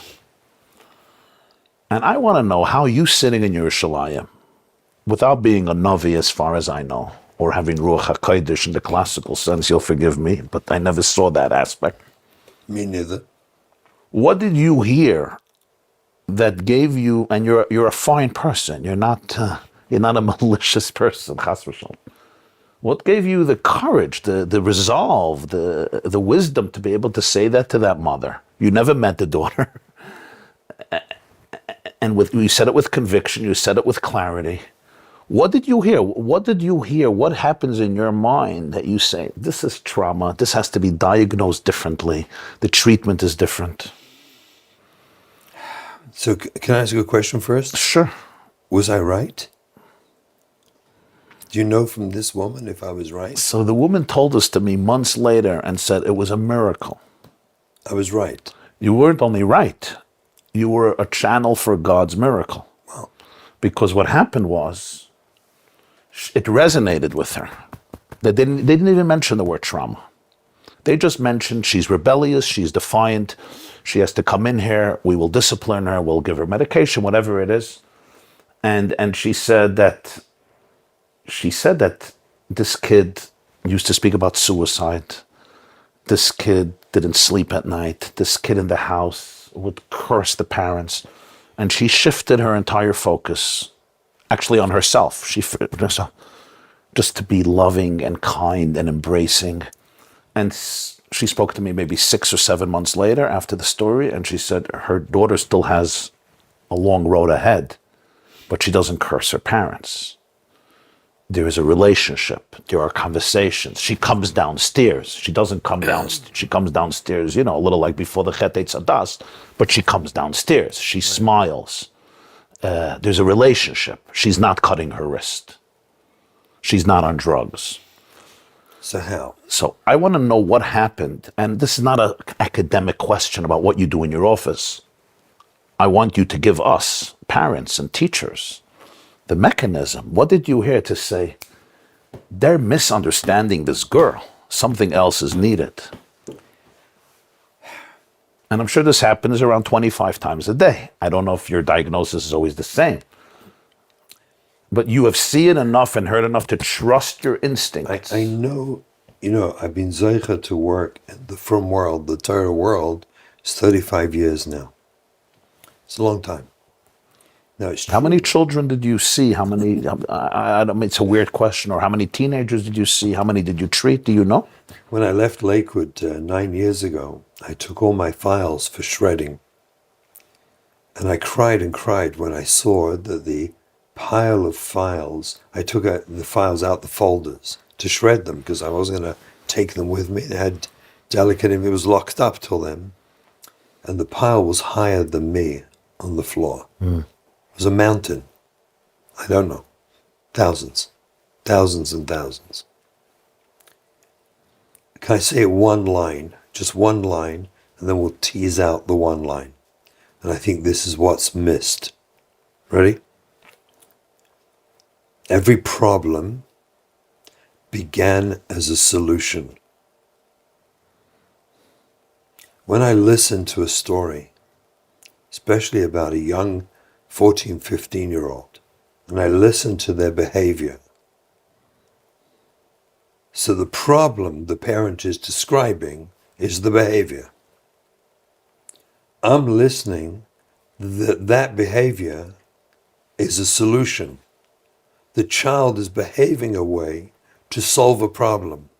Something is off inside, happening to them, that is so disturbing, possibly suicidal, that this behavior is a way of coping with what's going on inside. Every problem began as a solution. And when you listen through that prism, when you take a look and stand back, before you diagnose that it fits DSM in a certain category, which it might sometimes, is possible. Likely, sometimes. But I'm listening first through this prism from family, nice people, telling me a story intelligently. A mother's unfolding a story. I see she's a compassionate, probably nice, sensitive, intelligent woman. Hurting, unfolds this story. I'm already attuning to the fact that her child's behavior probably began as a solution. So the question is, a solution for what?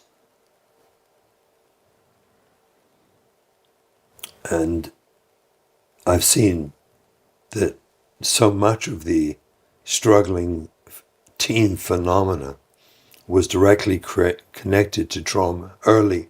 I explained the traumas. This is not the time for it, but there are different types of trauma, and it's almost always usually complex trauma of one sort or another. But when you understand that the problem started as a solution, what was its solution to?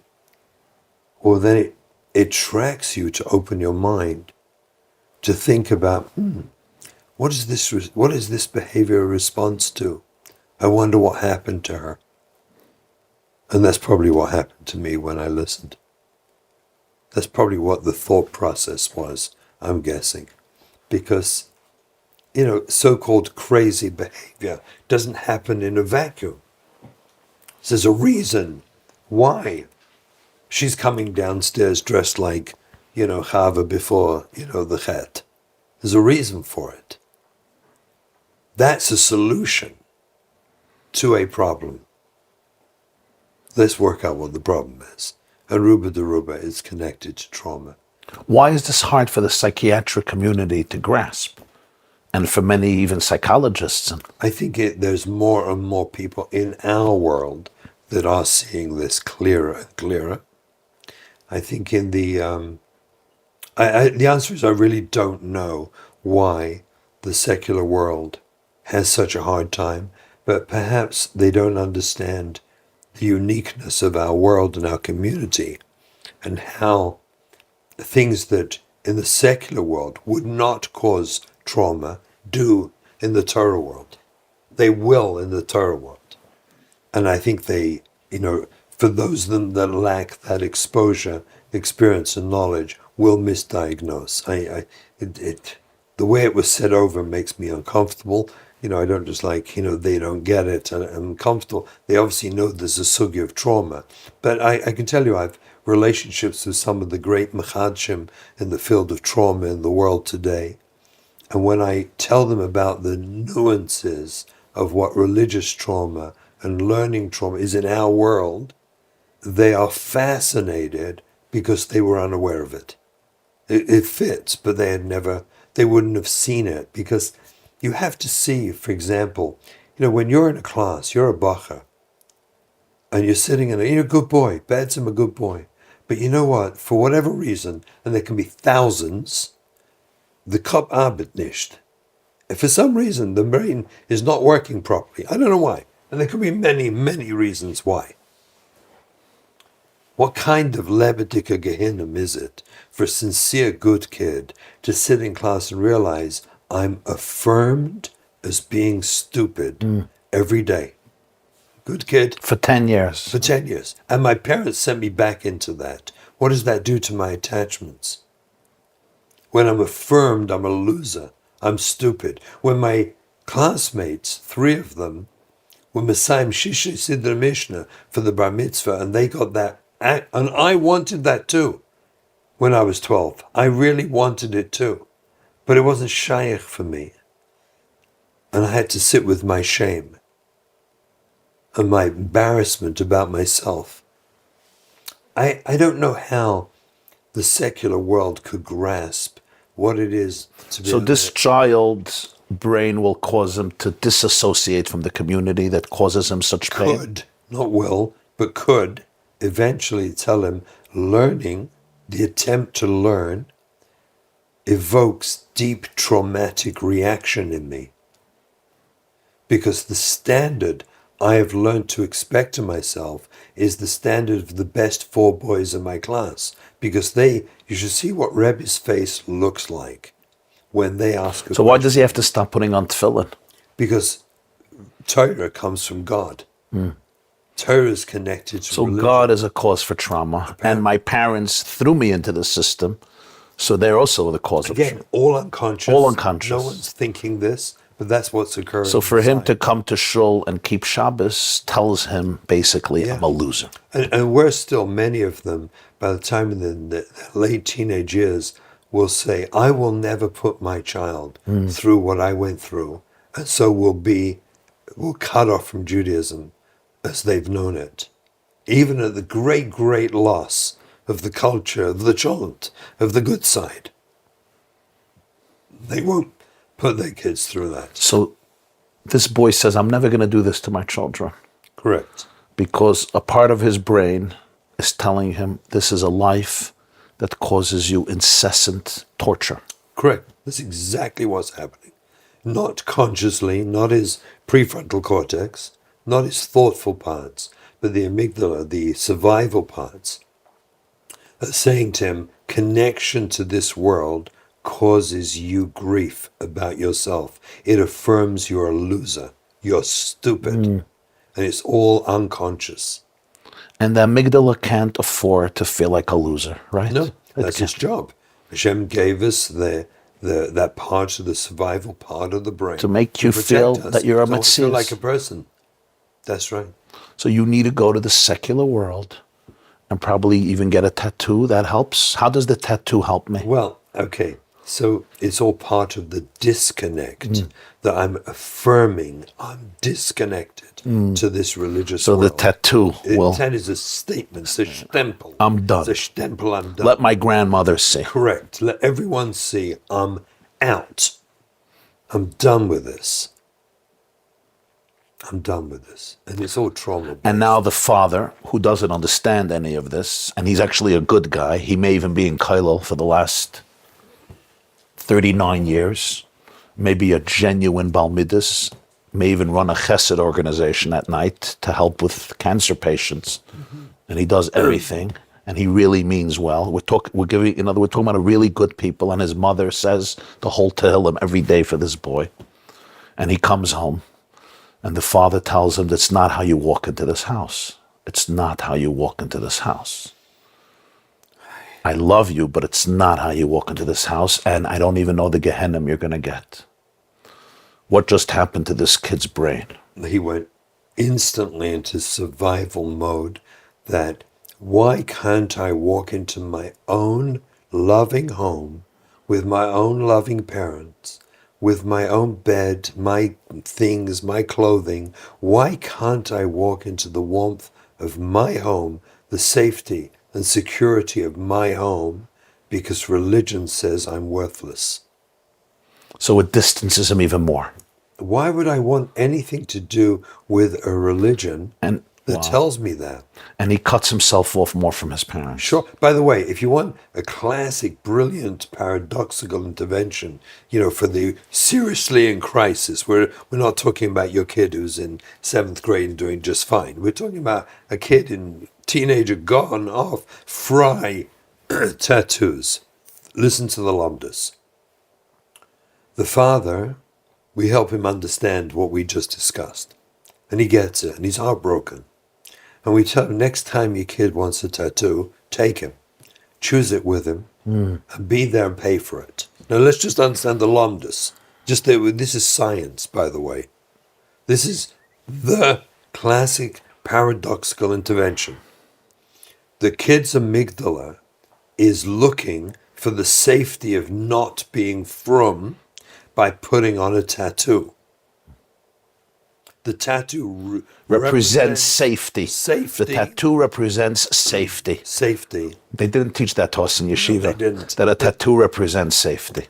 In this context, Of course, with this child, of that's course. what it represents. This is not a call for people to get tattoos Right, for right, safety. exactly. It's an Isser min HaTorah, yeah? Right, isn't that? Could you say that one more time? Yes. It's an Isser min HaTorah. We are talking about stage 4 spiritual cancer. Right. So comes the father with his beard and pears, and he goes with him into the tattoo parlor, and he helps him get a tattoo. He creates the safety of attachment with his child.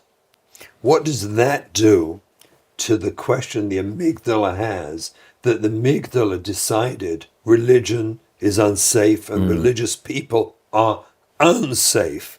And here I am in the tattoo parlor getting the stempel that religion and religious people are unsafe. And my father, with his board and payers, is here discussing the exact tattoo and paying for it. What does the amygdala now conclude? Tiyufta. To you, Or kashya. Kashya or kashya. Kasha, We have a contradiction. we have a contradiction. 10 apparently. years religion told me I'm a loser, and suddenly my father, with the bard and payas, The very thing I feel is a stempel that I'm not religious, and he's with me. with me, Imay anaychi b'tzara. means, the amygdala starts questioning, maybe religion's not so unsafe.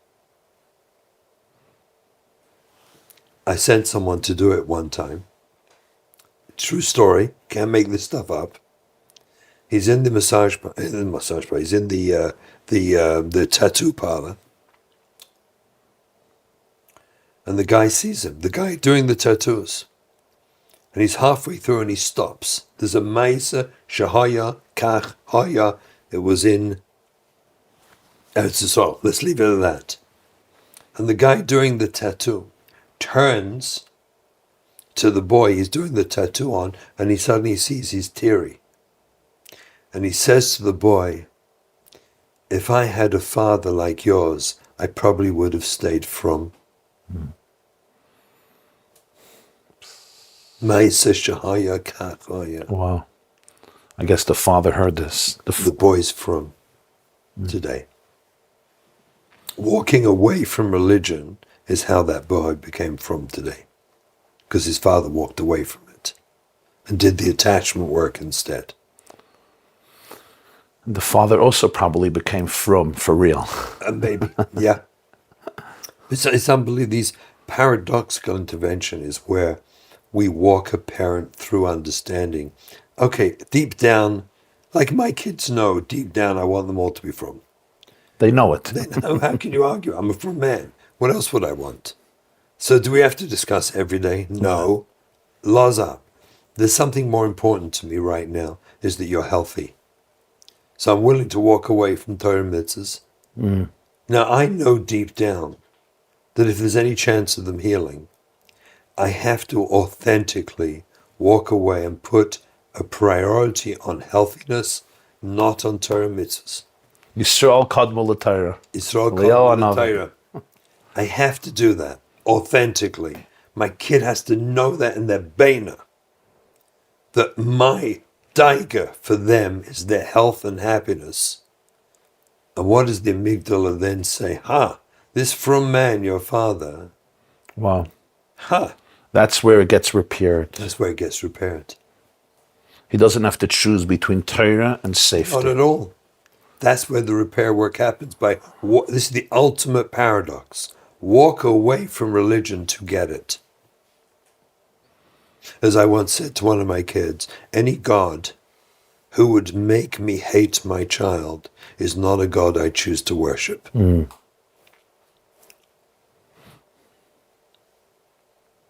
it has to be authentic. Authentic. You can't sit and say, if I do this, he'll be frum in 7 months. Yes. And That's not going to work. parents, they ask me, parents frequently ask me, how long is this going to take? So I say to them, I'll tell you precisely. Would you want precise? They say, sure. I'll tell you the exact time. Really? I say, sure. I say, it'll take until you stop asking that question. When that question's gone, that's when the magic might happen. That's when they'll heal. They can't heal till then, because they'll schmeck. They know that it's not They'll real. schmeck. They know that the child doesn't come first. No, they'll know. Absolutely. He's a hechitimtze nachas. That's right. And they schmeck it.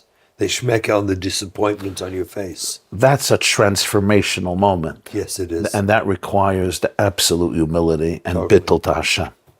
But it's so profound when you get there. I want you to survive. It's like you really not looking to your child for nachas and to do the right thing so that you can feel good about yourself. You let go. Totally. It's like it's Hashem's child. journey. It's his neshama he put here. And I'm going to do what I can to help it be inspired. Help it grow. It's not about me. That's the real death of the ego. Correct. Ego as an easing God out. Correct. That's right. Exactly. And that's the moment, when you get to that moment where you stop worrying about that question. You don't have it anymore. It's gone. Probably something else happens in the process, and that's the shame of the neighbors and the relatives and the kahila is gone. Totally gone. Like either you get it or you don't get it, and if you don't, God bless you. Correct. I've been very honest publicly for many, many years about the troubles and challenges we went through. We had 6 of our children, of 8 children, at some point in the high school years were not shomer Torah mitzvahs. I have not denied it. I've tried not to take pride in it. Tried. I've tried, because I'm so proud of the kids and what they did on their own, and how they found a relationship with Hashem that was real, authentic, that was so incredible. I bring them to Kesher Nafshi, and many of them to talk and expose themselves, and then talk about the journey.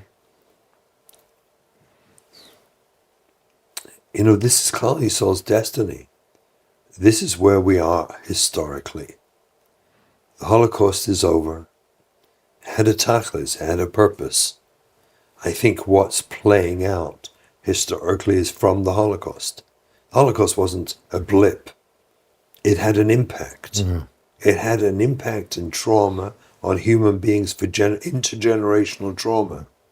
We are now, it's like the internet. We're clearing up that problem from the Holocaust. That's our job. And we're doing it through our children. You're saying the Holocaust destroyed the self-esteem of the Jewish people? It traumatized. It was the final trauma of all the traumas, of all the expulsions, of all the galus came the Holocaust. There was nothing that devastating ever in the history of Jewish people. So all the galusim, all the expulsions, 400, Wikipedia has a list, 400 expulsions, right? Of all the times we were tormented and destroyed, and the galus, what it did to us, came the Holocaust like a siyum on all of this. And now we're going to be faced with we're stripped bare. We're stripped bare. Now we got to do the work, the pnimis work. And it's amazing that in this door, come the internet. It can be right at Misaifa Alam at Saifa Alam, right? We do Zoom sessions. The internet world confronts us with the Inyani from Midas Yasad. It took us to a place where in the history of the world we were never confronted with this. So we have intergenerational trauma from the Holocaust. Midas Yasad, everything is there, begging and begging for authenticity, vulnerability, connection to Borei Olam, because there's nothing else. It's too big. It's too challenging. It's too great. It's too great. And history is coalesced at this moment in life where we're here and the Eibush is begging for authentic relationship with us and us with him. So you brilliantly described succinctly how trauma plays out in the brain of this boy or this girl by sitting 10 years and feeling like a failure and loser. And I assume when there is sexual abuse with it or besides of it, it does the same thing and probably worse, right? Of course. So could you tell me what happens to this boy or girl? They were touched inappropriately. They're now 14 or 16. Sure. What's now going through their brain? We have values. There are two, I joke when I say that when I'm gone, they'll say, Omer Reb Shimon, al shnei amudim, amda chai yaldenu. I hope they'll say it when I'm gone. What are these 2 amudim? Limud HaTorah v'hatznei alechas. The life of children is completely built around these two Yesodis. Limud Torah, V'atznei Aleches. Perhaps more by the girls, Hatznei Aleches younger, later with the boys, Shmiras Hanayim, Shmiras Haguf. The ideal in our world is that we teach children Hatznei Aleches, what it means. It means not just clothing, it means Hanhoga, humility, anova, a way of living life, including clothing and how we dress, and including the relationship between husband and wife, intimacy. So we live ideally in a bubble.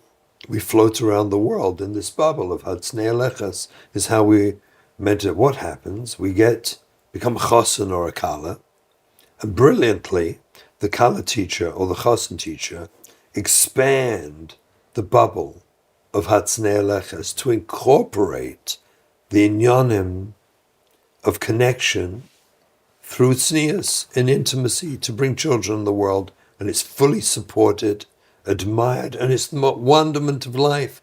Horaya, the same chosen and kala get married, and a few months later they acknowledge they're pregnant and they have a child coming, and there's the greatest delight in the world, supported, moiridik. When a child in our world is molested or touched inappropriately, so they're in a bubble now, a bubble from these inyanim of midas hayesod, sexuality. They're in a bubble where they're now aware of that world, but quite separate to the bubble of Hatznei Aleches. These bubbles, and in fact they contradict. This poor child is aware of themselves in this new way, with zero support, zero love. On the contrary, a knowledge that Lu Yitzuya, the world around me, parents, teachers, schools, would know what I'm up to and what I'm now aware of. They would look at me as a goy gama, as a shagets, as a piece of dreck. They throw me out if they knew what I'm involved in, what's happened to me because of the exposure. That's in this bubble.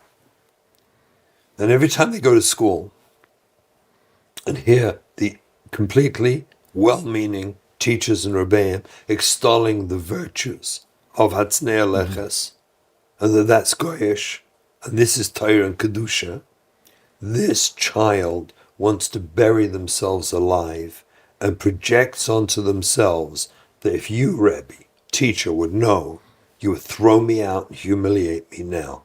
Internally, they throw out and humiliate themselves, and they're gone, they're shut down. There's no support, there's nothing.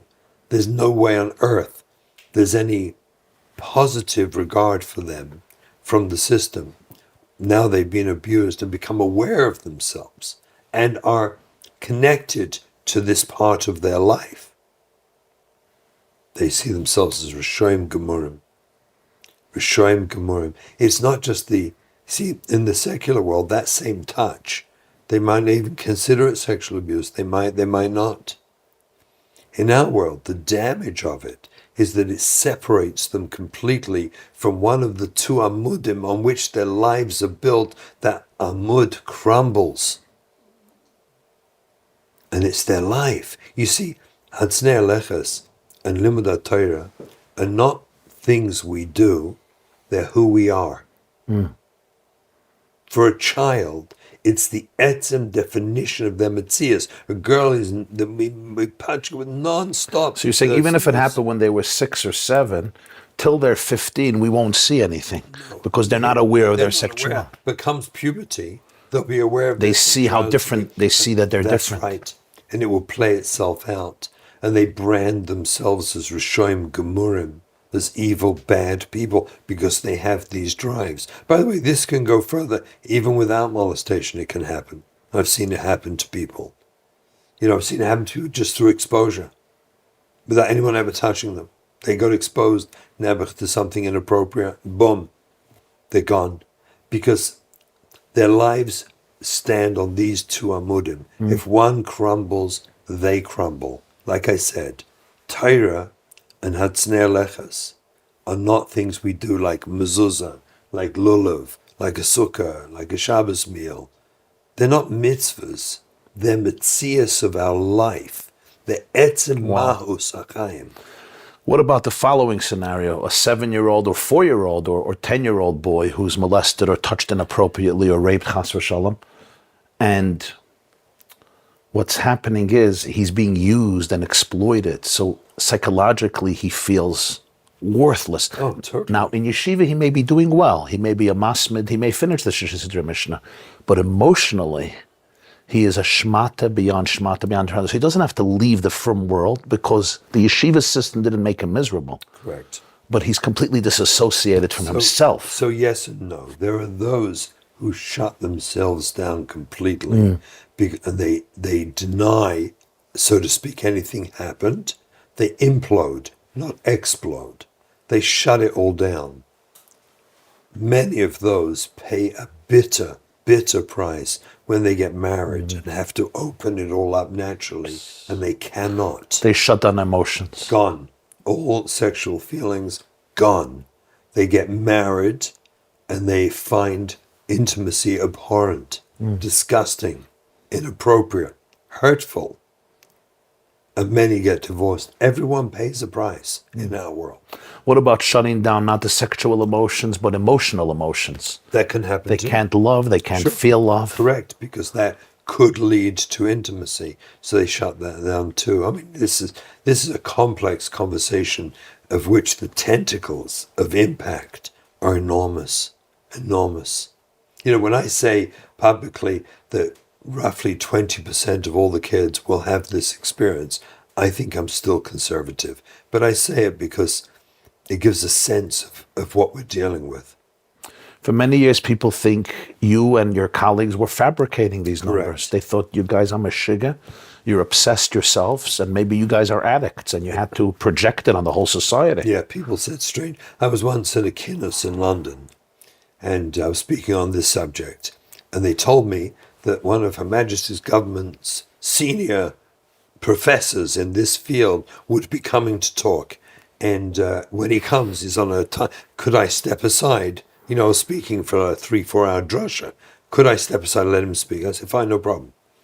Anyway, I was an hour in, and I started off with statistics, and the Olam got very upset. And there was a heated debate with the Rabbanim there about the numbers, and eventually I helped them accept my 20% figure. About an hour in, this Mr. whatever he was from Her Majesty's government arrived, set up his projector and everything, and he threw his first slide up. The first slide was incidents in the United Kingdom of sexual abuse. 20%. The entire Olam burst out laughing. The poor guy stood there like, you just said 20% and we're laughing? Right. They were rolling. How heartless can you be? I ran over to him quickly to explain to him what had just happened. But it was remarkable. It was my figure. It was the same 20%. You know, these Rabbanim laughing at him. But they Wow. So that means if you have 10 children in your family, it's likely that 2 of them. Well, the way I say it is if you have 30 kids in a classroom randomly, right, 6 of those. Wow. So teachers and principals must be attuned to this. If not, these kids have a hopeless future in our system. I'm going to accept that as a statement.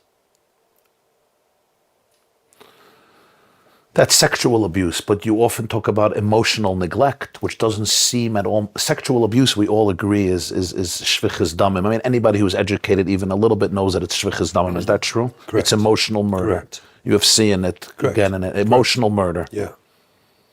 And when they start debating, The pasuk, the come by Naram Ros, right? Yeah. The only time the Torah know. gives an emotional comparison right from there. one It's sin to another amazing, sin. no? No other Aveira like that. Yeah. Doesn't say loy signaiv if you steal. Here, only here. this, only case. Ratzchon. Torah gives a description, and it's Torah Shabbat. It's not a. Yeah. It's fascinating. Amazing. I guess for people who one generation will say it's not such a big deal, get over it. It's a form of ritzicha.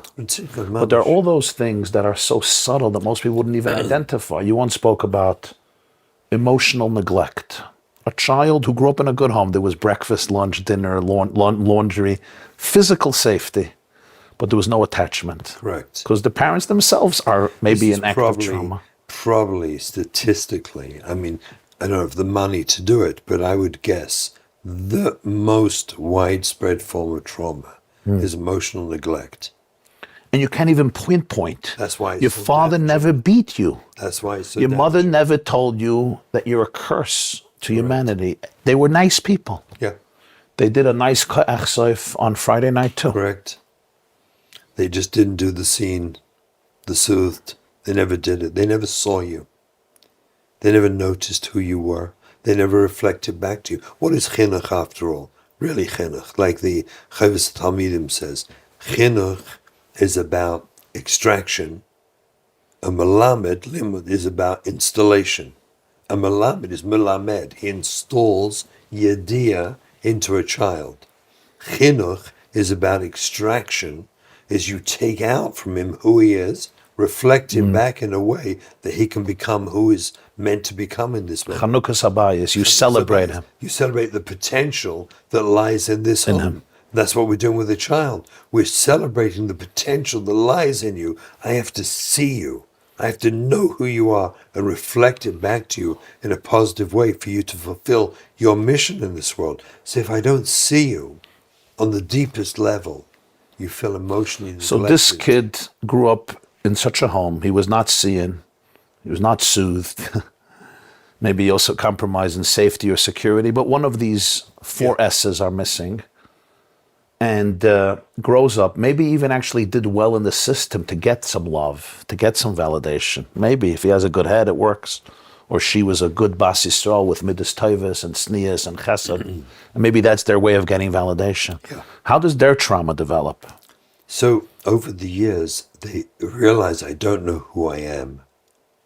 I don't know who I am. I have hard times with choices, decisions, yeshivas, life. Shidduchim is a nightmare. There's no self-love. I'm not sure who I am. I don't know what I want. I don't know how I feel. All I know is I feel empty and lonely. Terribly, terribly lonely. I know I'm a good person. That I do know. But I don't understand why I feel so disconnected from everybody else. I can walk into a room full of people and I'll feel terribly alone. In fact, I feel most alone in a room with people. So there's a lot of social anxiety. Terrible. You go to a chasna. A chasna is it miserable. Miserable. Because now you have to deal with 300 people's Sure. energy and you have no core. I don't know how to evaluate my feelings to know if they're right or wrong. Because no one told me. When you're emotionally neglected, like a parent, a child should say, go back to the sitzes. I hate my sitzes. So I would smile when my kid said that. I say, I find that fascinating. You hate your kid's sitzes. Tell me more. And the kid tells you, and you begin to get the story why he hates his sitzes. Mickey Mouse. Right, Mickey Mouse, torn, whatever it was, something, and you take care of it. And what does the child really know? Someone cared how I feel. They didn't care to make sure for their ego I go out with a pair of sitzes on. They cared how I feel. So they trust their own feelings. So they learn to trust their own feelings. So when I come into a chasana and I'm 29 or 39, I trust my feelings. I trust my feelings. In other words, I know who I am. And when I feel something, if my parent looks at me when I say I'm sad, imagine this thing. You come home and say, I'm really angry with my Rabbi. And a parent says, you shouldn't feel like that. What on earth does that even mean? You shouldn't feel like Sorry, that. Tati. Apparently I have a button somewhere I could press that could stop me feeling that way. Well, if you tell me where the button is, I'll do it. Can you help? So actually the amygdala probably has such a button and they stop feeling. They stop feeling completely. They actually listen to their father. Don't trust myself to feel. So I they know press that button not to That's feel right. anger anymore. When a child says, I hate my feeling, that whatever the feeling is, we're meant to honor it and show curiosity and interest. Tell me more, Shefala. I'd like to understand that feeling better. That's all. And you know what? 99 times out of 100, a child will fix the problem themselves because you showed interest in how they feel. That's it. So Rabbi Shimon, I walk into a mitzvah, there's 150 people, half of them know me, they come to say Shalom Aleichem, and I am miserable inside. I'm like, Rebbeinu Shalom, get me out of this place. Nothing happened, there's no danger. Actually, they may even be happy that I'm there, but I am miserable. I guess because I have no core? Well, Because I hate myself? No. Because I think everybody's judging me? Like, what just happened? That's it. There's many, many reasons. I walk in uncomfortable with how I feel. I'm walking in feeling nervous. Will I be accepted? Will I be embraced? Will there be people I know? Will there be a seat for me to sit in? Will the food be food I can eat? Will there be mechabed me? People walk in wondering, will I get a covered? Bracha chrita. Bracha, Bracha chrita. Eiderschach, something. Will I be noticed? And if I had parents who said to me, every time I said, I don't feel good, I'm angry, I'm sad, they said, tell me more, I'm so interested. I learned to trust those feelings mean something and they're valuable feelings that are going on inside me. So I'm aware of my feelings and they actually help me guide my life. So I say to myself, don't be an idiot. There's 4,000 Gedolei Yisrael here. You're not getting a bracha. Let it go. Enjoy the chasna. And you feel it and you laugh at yourself and you let it go. But if you were never honored by someone being interested in your feelings, that feeling ridges away from you and becomes an affirmation of my worthlessness. Whereas I would simply say, Russell, grow up. There's a lot of chashuva people here. You're not getting a bracha. Don't worry about it. And then you laugh. Enjoy the sushi. Enjoy the sushi. And you go and enjoy the thing. Right? A person wants to go and take a piece of sushi. There's a perfect example. It's a beautiful, shmorgan. But, I'm chashuva. Can I take a piece of sushi? It doesn't look good eating in public. What will they think of me? But I want a piece of sushi. And now I walk away wound up in knots because I didn't know how to handle that feeling. Whereas if your feelings were attended to when you're a child, you walk in, you say, I'm actually hungry. I'm not sure if I'm staying till late. I'm going to eat a piece of sushi. And if someone thinks less of me because I had sushi, that's their problem. But I work that through rather than sit there not eating and mad with myself and life because I couldn't take a piece of sushi because I felt embarrassed. Not because, if I don't want it, don't eat it. And if you feel it's not dignified, so don't eat. It's not dignified. Eat privately. But if you really want it and you're just all confused about that feeling, something's wrong. Something's wrong. It needs attention. So now I start imagining what everyone else is thinking about me, I guess. Absolutely. Absolutely. So this is the type of traumas that play themselves out from emotional neglect. Sure. There's thousands. But But internally, I am a miserable person. That's the bottom line. Happy, lonely, sad, feel disconnected, and most of all, have a horrible time making decisions. Horrible. I'm always confused. Look, every decision, what does the word mean? If I have a decision to make, that meant I had a choice, philosophically. Otherwise, there's no decision. I don't have a decision about breathing, because I breathe. If maybe I was underwater, I'd have a decision to make. Do I get back up, or do I enjoy the coral reef? What do I do? That's a decision, because I have a choice. When you have no choice, there is no decision. So most of life is about decisions and making choices. And if you weren't taught to trust yourself, if you didn't have a father who, when, the child said, shall I go and play, with my friends, or should I do my homework? And the father said, it's a great choice. I see your problem. That's a hard one. Your friends just called you out, but you got the homework to do. That's a tough one. I feel for you. What shall I do? Well, close your eyes a moment and just see if you can just hear a voice telling you what the right thing is. Fine. It's that simple. But you got to be interested. You got to be interested in listening to the feelings, respecting the feelings, so that your feelings, when you grow up, become a healthy adult, guide you in life.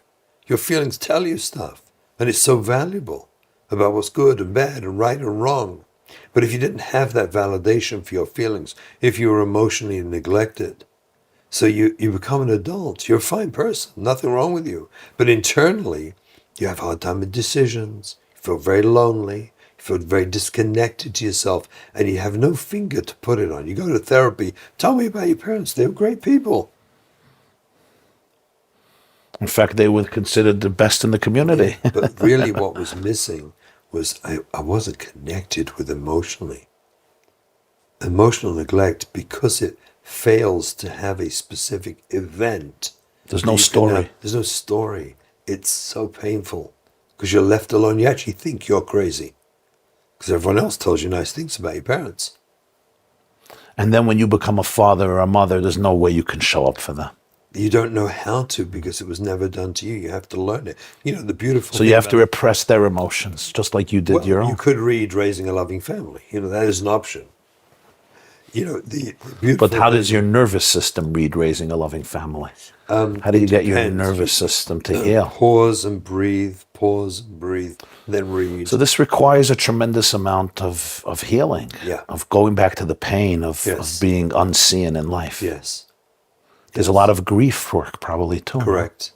You have to grieve. You have to grieve. You have to, like I said, I like to put it into a historical perspective that the Eibishter created a world for us that La Human Super never existed before. With the intergenerational trauma and then the internet, and you put the two together, the world of our children is so beyond challenging. And that, I think, at least the way I try to share it with my friends and clients, is that challenges us to grow and become so much healthier people so that we can help the children. You're saying our Avodas Hashem today cannot be external and rely on any external circumstances. Alone, no. We need to completely be internal. Correct. It's really because the inside. external circumstances are chaotic. You have to enjoy the moment when you're davening Shemoneh Esrei, you know, in a new shul somewhere, you're the speaker, for example, and people are watching you, and you recognize I'm davening better than I usually do. You got to enjoy that moment of awareness and have a good laugh at yourself so you can remind yourself when you go home to daven like this. It's got to be enjoyable. The awareness. That's part of vulnerability. Yeah, it's got to be enjoyable when you see these flaws, these little things in yourself, because there's such valuable roadmaps to your own tikkun when you see them.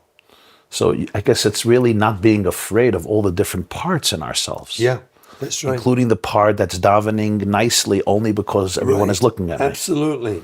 That's defending me too. It's only there to defend trying to defend me, trying to make sure that I remain a celebrity. There you go, exactly. After so if I can davening. just go home and daven that way, which I've tried, you know, to train myself to do. I guess it's also challenging not to delegitimize myself, not to say I'm a fake and a fraud and a phony and my whole davening is a game. Because it's just a part of You're saying there's parts of us, huh? Sure. This is the beauty of IFS work. You know, it's so special. So you're saying the amygdala says, make sure you daven a nice Shemoneh Esrei so that the Olam respects you. There you go. And that's what its job is, right? It's almost like, thank you, amygdala. Yeah, it's protecting you. So let me close my eyes now and really do this dvekas, which is all fake. That's what you say to the amygdala. Would it be okay with you if we did this at home too? When no one's looking, would that be okay? Can we do that too? Because I think this is pretty chashuv. So it's almost like you're saying that real healing happens when we start laughing with our trauma, when we start having a good time together. Absolutely. When you recognize there's no part of me that's bad, they're all there to help me. Like I said, every problem began with a solution, including the parts I developed within myself. They were all there as a solution to help me. Stop being afraid of them, brace them, be curious about them, reflect upon them, and then see if you really need them anymore. Is it true that, can I say accurately, that after 35 years of meeting thousands and thousands of children, parents, siblings, and having very intimate conversations, they don't come to talk to you about where to go on a Pesach program. That's not where they come to you. They come to you to talk about difficult things. Have you ever come out of a meeting or out of a series of therapy and say, this is a bad child? This is an evil child. This is a chay. They used to call us in yeshiva chayera. A chayera. Not, You never had that not experience, once, huh? Not once. So that ever. tells us that the Yetzer Hara that we're talking about is really a survival mechanism. And because of that, I become aggressive, confrontational, self-centered, narcissistic, promiscuous. It's really trauma. Absolutely. It's really trauma. Absolutely. I see it, the trauma is there. It locks us up. And Louis Tzio, there's no trauma there. We act differently. We behave differently. I took the Shaila to Brown Leib years and years and years ago, saying Salivracha, about two boys, they both don't get out of bed in the morning for Shachris, Bachim. One is struggling with his taivas all night, and he's sabrachan in the morning, can't get out of bed. And the other one has an anxiety disorder. I asked, which is which? How do I know which is which? So Shiva said, Manef Kamina. I says, huge. Because if it's Midas Ros, it needs Musa. Got to scream at him. You gotta yell at him, you gotta do Musa Techacha. But if it's Chale Nefesh, if he's not well, he needs Tipurufui. And compassion. And compassion, of course. So he thought for a few minutes. He said, well, do both. I said, Chas v'shalom. I said, Chas v'shalom if you do both. If you do tipur refu'i on someone midas ros, nothing happens. But if you do musa on someone's chole nefesh, you're a mazik. You make him worse. It'd make him worse. So Shiva laughed. He smiled. Thought for a few minutes. And then he said to me, unless you know for sure it's midas ros, you have to assume in this generation, you have to assume it's chole nefesh. There's something going on. Go treat it. He said, if you and your colleagues have all treated it, you tried so hard and you can't, maybe then you can consider midas ras. And that stood well by me, my whole career. Sveika l'chumra. Sveika l'chumra, yeah. And I saw it's true because harai, you treat it, and you have a zizkite sitting in front of you who cries, and they themselves take on the arbit. They themselves recognize, I have a job to do on myself. You have to say it anyway. You don't need techacha. You need safety. When you have safety, my experience in the Olam HaTorah is I've met with the finest, nicest, best human beings on earth. Just amazing people. And when you create safety for them, everything comes out. And they want to work on themselves. You don't have to say a word. You don't have to give techacha. You don't have to give them any musa. Because as they feel safe, they cry and they say, but I got to fix this. It's not nice. So this is counterintuitive for so many parents, principals, teachers, Rosh Yeshivas, Magid Shiurim, Mechanchos, that basically what you're saying, if I'm a principal, if I'm a Yeshiva, and you come into my yeshiva or my school, before looking at me as the responsible one for creating a new generation of Ga'onim, Talmidei Chachamim, Frumim, Meidlach, Erlich Yidin, with discipline and rules, the first obligation is make those kids feel safe. Yeah. That's the first. If you make a child feel safe, they open themselves up. That's the same L'Shevis Yisrael. We've gone back there again.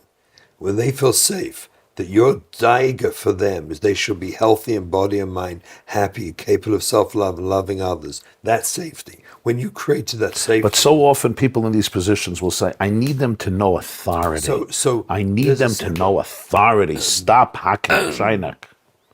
I understand that for many of them, you've got a dual job. You have a job of a school to run. And that's more complicated than just working with an individual. But I see no heta at all for the angry face. Like if you're going to say to them, Shefla, I'm so sorry you got a detention. I feel bad. Let the detention be the thing that wakes him up to realize I need to work on myself, not your angry face. Because your angry face can be the angry face that drives him away from God. Because you're the other Richter for. But what if the detention makes him feel like a bigger loser? I've been getting detention for 10 years, and that also drives him away from God. So go sit down with him and say, Shefla, I feel really bad you got this detention. I'm going to sit in detention with you together, and we're going to talk over how we can help you not get another detention. So he'll feel safe. That's like the father in the tattoo parlor. Wow. So the Rosh Yeshiva who would have made him feel unsafe is with him. I'm with you. I'm with you. I'm here to help you. I found that you needed detention. You came late, so you did what you did. Oh, but I'm here with you. How can we help you not get another You once one? shared in one of our sessions that if you were a principal and a boy came late to school or a girl came late to school, they came 3 o'clock in the afternoon instead of 8:45 in the morning, you would call them into the office and say, wow, if you came 3 o'clock, this must be a hard day. And you showed up. And I'm so proud of you. Here's a Danish. Or as a mother wrote, you should say, here's some healthy food, whatever it is. It's But- broccoli. Here's the broccoli. And wow. We usually, it's $20 knas, $10 knas, whatever it You is. just created safety and the kid starts crying and you say, tell me what's going on, Schäferle. But people wrote an email to you, you're destroying schools. So everyone is going to come late. Everyone will come 3 o'clock in the afternoon. That's how I'm going to be the best school in Lakewood? So, in O'Barron Park? Baruch Hashem, I never said this publicly till I had tried it out with my friends who were menalim of schools and did it and discovered how it worked. It wasn't until then I said it publicly.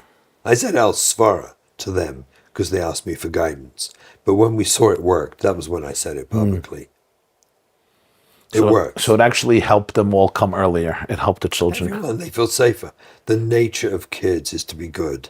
Their nature is to be good and please us. So we are so afraid that these messages will destroy structure. They will destroy our schools. They will destroy our home. You're saying, trust your Yiddishkeit a little more. Trust it. God did not try to give us an evil system that everybody wants to run away from. Exactly. It's a beautiful system, and we can teach them, and they can learn. You're saying when they feel safe, they'll want to come to school. Absolutely. They'll want to learn. There's no kid. Every kid will want to come to school if he feels safe. Our job is to create that safety. So very often, in the name of trying to be educators, we are actually distancing them That could happen. from the goal. That could definitely happen. Because we are using Yiddishkeit or any other disciplinary method to create a lack of safety, which right. actually throws them away. Right. So in our lack of real awareness, in the name of Yiddishkeit, we're doing everything. Again, not Maliciously. Not maliciously. It's just thoughtless. Actually with good intentions. With great intentions. Yes. But not realizing that in this generation, again, I don't want to speak on behalf of Friedrich, but in this generation, the primary need of a child is respect and safety. Respecting the child. Yes, they feel and respected. the child feeling they feel safe. Are the primary needs of all children in this generation. So that their brain can Stays develop. online, otherwise it's offline. They're in survival mode. The brain's offline and they can't learn. They can't do anything. The brain wanna is get just away from saying, it. I need to survive. Get out of here. The brain's saying, get out of here. Either dissociate or physically don't come to school. Or check out. Check out. That's the dissociation. That's right. Our job is to provide a feeling that the child feels respected and safe. So we used to look at children, I guess, more without seeing what's inside of them. As long as you're in class, you showed up 9 o'clock, you don't put your head down and you point, it means I'm a success story. Correct. And you're saying this may be a catastrophe. Yeah, Because this kid may physically be there, but their amygdala yes. has and in this world, shut down. The world we're living in now, where the ghetto walls are certainly down, gone. The premise of my book was about the fact that the ghetto walls are down. They're down. We can't shelter alone anymore. So the answer to all of the chinuch issues is connection. That we have a connection with the child, because if we allow disconnection, then trust me, there's a world out there that they will use to fill their minds and their hearts while they're disconnected from our world. They'll go to the secular world, of course. So the only real option for us is both the shmira of filters and all the rest of the good things that we provide, and the walls and the discipline and the rules and the structure. And we must, all the outside. The inside is connection.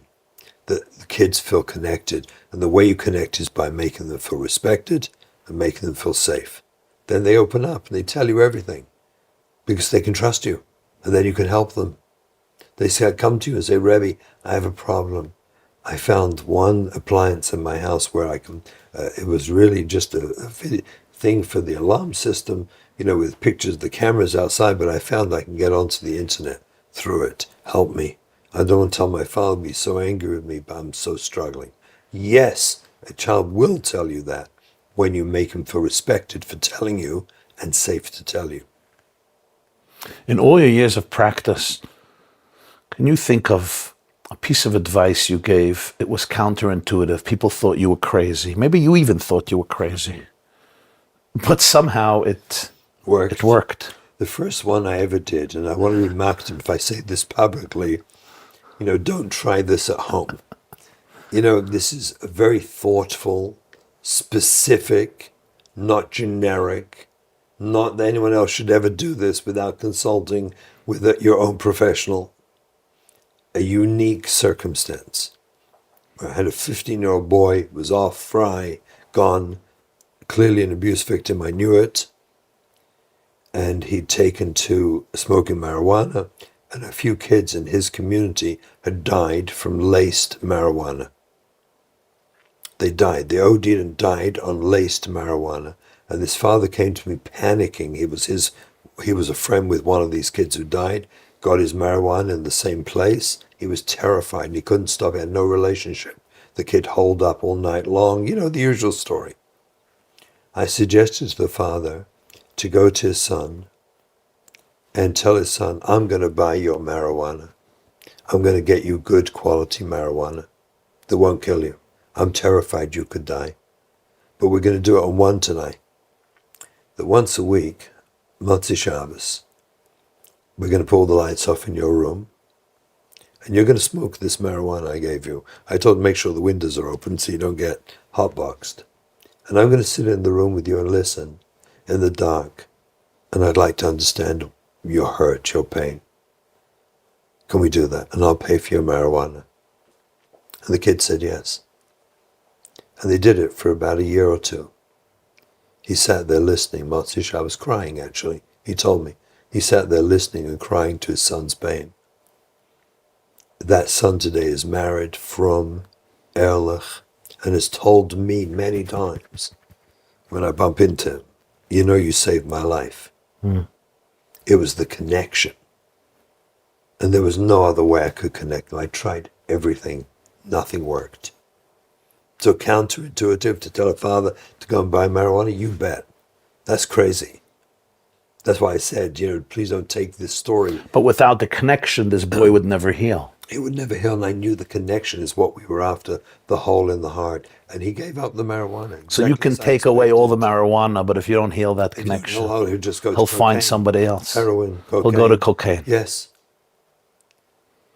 And a lot of people don't understand that. They focus on the marijuana. Yeah. I'm giving my kid marijuana. Am I crazy? Crazy. Which, of course, it is crazy. To do. But you're saying you're dealing with a kid who's emotionally... He was already abused. He's emotionally dead. And it actually brought the connection. The marijuana brought the connection. I actually told the kid, I remember the story now. I asked his Rishus to take this story to his father. He said, you're crazy, Russell, you're crazy. My father will never be masculine. I said, that's not your problem, that's my problem. I'm asking you Rishus. I asked the kid Rishus, can I go to your father? Because we were all scared because some other kids had died of laced marijuana. So this is a case where Moshe Rabbeinu breaks the luchas and Hashem says, Yashikaycha chashashi. And Rashi says it was to save the Jews. There would be no Jews left. Yeah, we can have complete luchas, but there's no Jews to give it to. Hashem says, Yashikaycha chashashi. That's how I would summarize what you're teaching. And that's how the whole Torah ends. La'enei kol Yisrael, Rashi says. Again, the end. Say again to anyone watching, you can't take any of these stories and say, of course. Russell said we have to. Russell said we should all be doing marijuana instead of the kiddush. We're going to do marijuana. No challah. I just hope everyone understands. Of course, I've never had to do it again. Right, but I would. You understand? In a thoughtful way. Of course. It can change your life. And l'shem shamayim. And it was about connection. It wasn't about marijuana. It was about facilitating connection, which worked beautifully.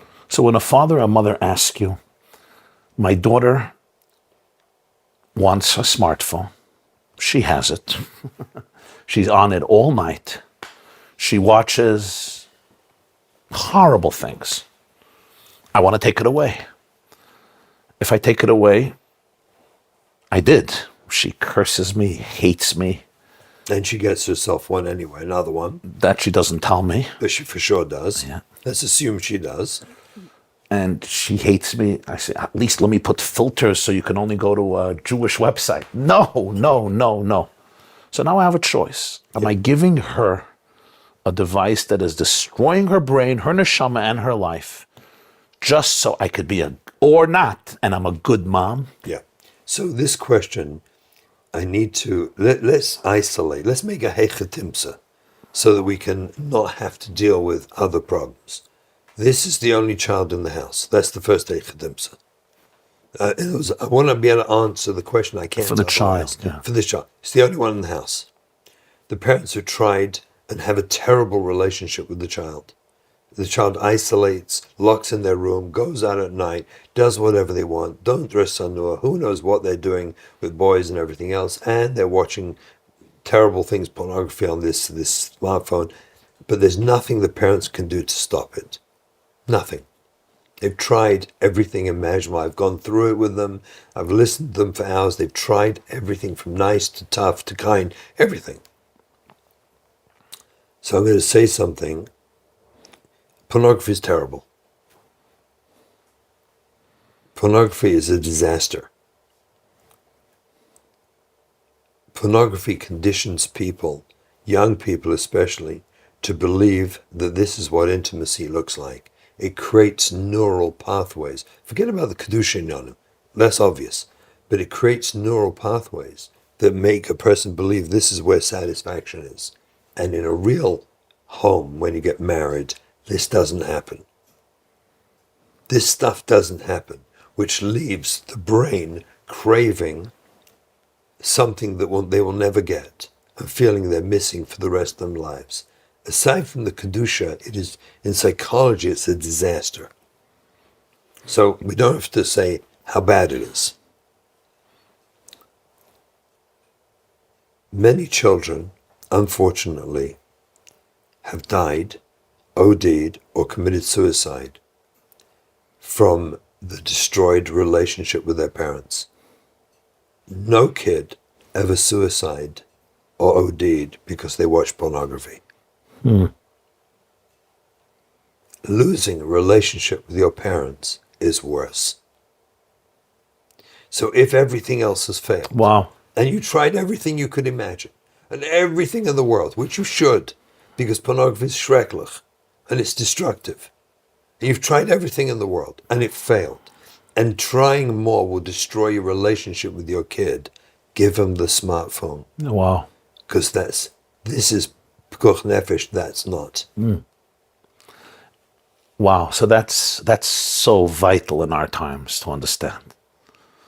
If my enforcement of tznius and halach is coming at the expense of connection, Destroys your relationship. It's I don't mean tonight and tomorrow morning they love you. Right. I mean permanently. right, then ultimately you're making them frum for 10 minutes, but you're losing the child. Absolutely. You're losing the neshama. It's just a fantasy. So you're going to lose everything. You're going to lose your child and your Torah. And when you give it to them and say, Shefela, this is terrible, I want to tell you why. I want to tell you why I don't want to give it to you, but I'm giving it to you. Here, hold it. Hold it in your hand. Here, you can hold my smartphone. You got it? And you give them the smartphone. You got it? It's yours. In a moment, you're going to turn it on. It's yours. And it's unfiltered. They look at you as if you're crazy. You probably look at me as if I'm crazy. But I'm telling you again, I'm not taking it away from you. All I want to do is tell you why I think this thing is so dangerous to you. Do you know they listen to you then? Wow. And 99 times out of 100 will come back to you and say, I need a filter. I need a filter. I can't do this.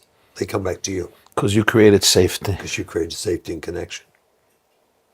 You have to put it in their hand first. Otherwise, they're still fighting you and they don't hear you. It's yours. It's yours. Now can we talk about it before you turn it on? It's all about happy and healthy as a prerequisite for religion. That's where we started today, and that's my feeling overall, is the primary job we have, the dual job we have, is creating a healthy human being and be mechanech l'mitzvot mitzvahs. Dual job. If there's a conflict, don't compromise being a healthy person. I guess so many of us grew up without safety. that Correct. we learn to cope without it. Right. So we tell ourselves it's not important. We don't even know that it's important. Correct. And now we're watching the next generation getting hurt from that And I guess they're terribly. showing us that it's important. Yeah. Yep. And all this is this generation. Why they made this happen now and not previously, I have no clue. But this is what we're dealing with. This is the world we have, and this is how we can make the maximum potential develop it out of our Well, maybe children. if the Geula is coming and our Avodas Hashem needs to permeate us in our totality, Correct. this is the only way. Correct. If it's internal, it's deep, it's pnimi, like you said before, Correct. pnimi is not chitzonius. That's right. And it has to If be. the whole world is going to be healed with the presence of Hashem, how can that happen without that internal relationship? Correct. It's not anymore just about behavior. Correct. I look at this as incredibly historical times for us. Midas Yesod is finally being confronted in our face after all the generations. You're saying our sexuality is going to have to be worked out. It has to be. It's Because there's there. too You many can't run away from temptations. it. It's right there, front and center in the world, in a way it never was before. And the Holocaust trauma and other traumas that are happening to us is precisely because of trying to rebuild the system, causing more trauma. We have It also maybe, I'm just thinking, we talk about Klal Yisrael and Achdus and the healing of Klal Yisrael. When we go to this level of conversation, the differentiations between communities pretty much dissolves. Correct. Totally. Vulnerability and authenticity, Everyone needs it. everybody becomes one. Correct. We all cry. Machlekes goes away. So the great differentiations between communities can only exist when we're on the peripheral, Well, when we're hiding, When we're when we hiding. don't feel safe. I don't feel safe with that community or that community. These Jews make me feel You trigger unsafe. me. Yeah, You're not part of my color war team. that's right. But when we let that go, we let go of some of those barriers. We start embracing. Like, I understand that someone expresses himself with Chabad, in the Litvische Mahalach, and he's square and he's Satmar, and that's beautiful. I said, because Ha bedrachim Lashem. But to step over the next step and say, but don't forget, I'm right, and you guys are wrong. That's crazy. That's completely crazy. What I can say is this works for me, and it brings me close to Hashem. And that works for you and brings you close to Hashem. And that works for him and brings him close to Hashem. So let's all applaud each other and praise and be grateful that Satmar exists and Skver exists and Lubavitch and the Litvish. And let's be glad we all, I'll leave you with this thought because I think we got to wrap soon. I had a vort I once said to my Rabbi Tzal. And when we had our Gesegenzach, he asked me to remind him. He said to me at the time, Shimon, this is the best thought you ever told me. We were discussing how to survive in today's world. How does a Yid survive? So I told him like this. I said, in your brain, you need to be a Litvish London. You got to knack Torah. You got to make a chakira. You got to see right and wrong and true and false. Kveidus adas. Understand the sugya. That's in your brain. In your heart, you got to be half Hasidish and half Sfardi. Because the Hasidim, they lig in Kedusha. And the Sfardim have Messiah and Tmimus. That's in your heart. Inside, you need to be a little bit Chabad, because the Maisa, they care about every Jew on the face of this earth. I don't know anyone else who does. A little bit Breslov, because Nachman touches things that no one else touches, and a little bit Kalbach, because a Yid has to sing. Yid has to sing. I said, take all that and put it in a Yekisha body so we can respect people's time. So when they say a chasna is 7:30, you show up 7:30, not 9 o'clock. And if you have all those, you can probably survive a Yid in this world. Mashgiach, when I said it to him, got up, came around, gave me a kiss. He said, Shimon, it's the best word you ever said. Wow. Okay, I guess that sums you up. Grew up in England. Yeah, that's true. So Three you have passports. you have the English tradition Yeah, exactly. of showing up on time, I believe. That's correct. You write in your book that you finished the cycle of Daf Yomi by showing up on time for Yes, Simchas. yes, So you got to exactly. learn the Blad Gemara before the Chassan and Kala shows up 100%, to the it was wedding. perfect. Wow. We have no words to thank you for your wisdom, for your authenticity, and for your vulnerability. Thank you. For making us better people, better parents, better educators, better Jews. Thank you. I want everybody to notice that I asked Reb Shimon some questions that were personal, and you weren't triggered. You paused, you breathed. Yeah, it's just... You didn't respond from a defensive It's place. the heckle Hashem gave me. Why should I be triggered? It's what Hashem gave We me. can all learn from that. And if you haven't yet read Reb Shimon's new book, Raising a Loving Family, it's beautiful, it's authentic, it's vulnerable, and it's helpful. And Kesher Nafshi is a miracle organization. We all know that. Very much so. And we have been at many of them. Reb Shimon goes to every one of them because he's its founder. I've had the privilege of being at many of them, and to be able to see hundreds and hundreds of parents Amazing. from Amazing. all demographics. And it's probably one of the most honest places you'll be at in terms of the It's vulnerability. like open heart surgery Yeah. for the weekend. And there's no judgment, you know.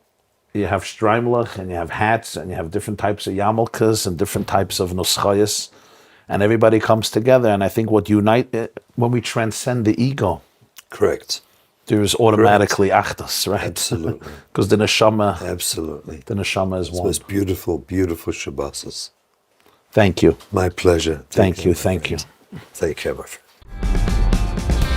This class is brought to you by theyeshiva.net.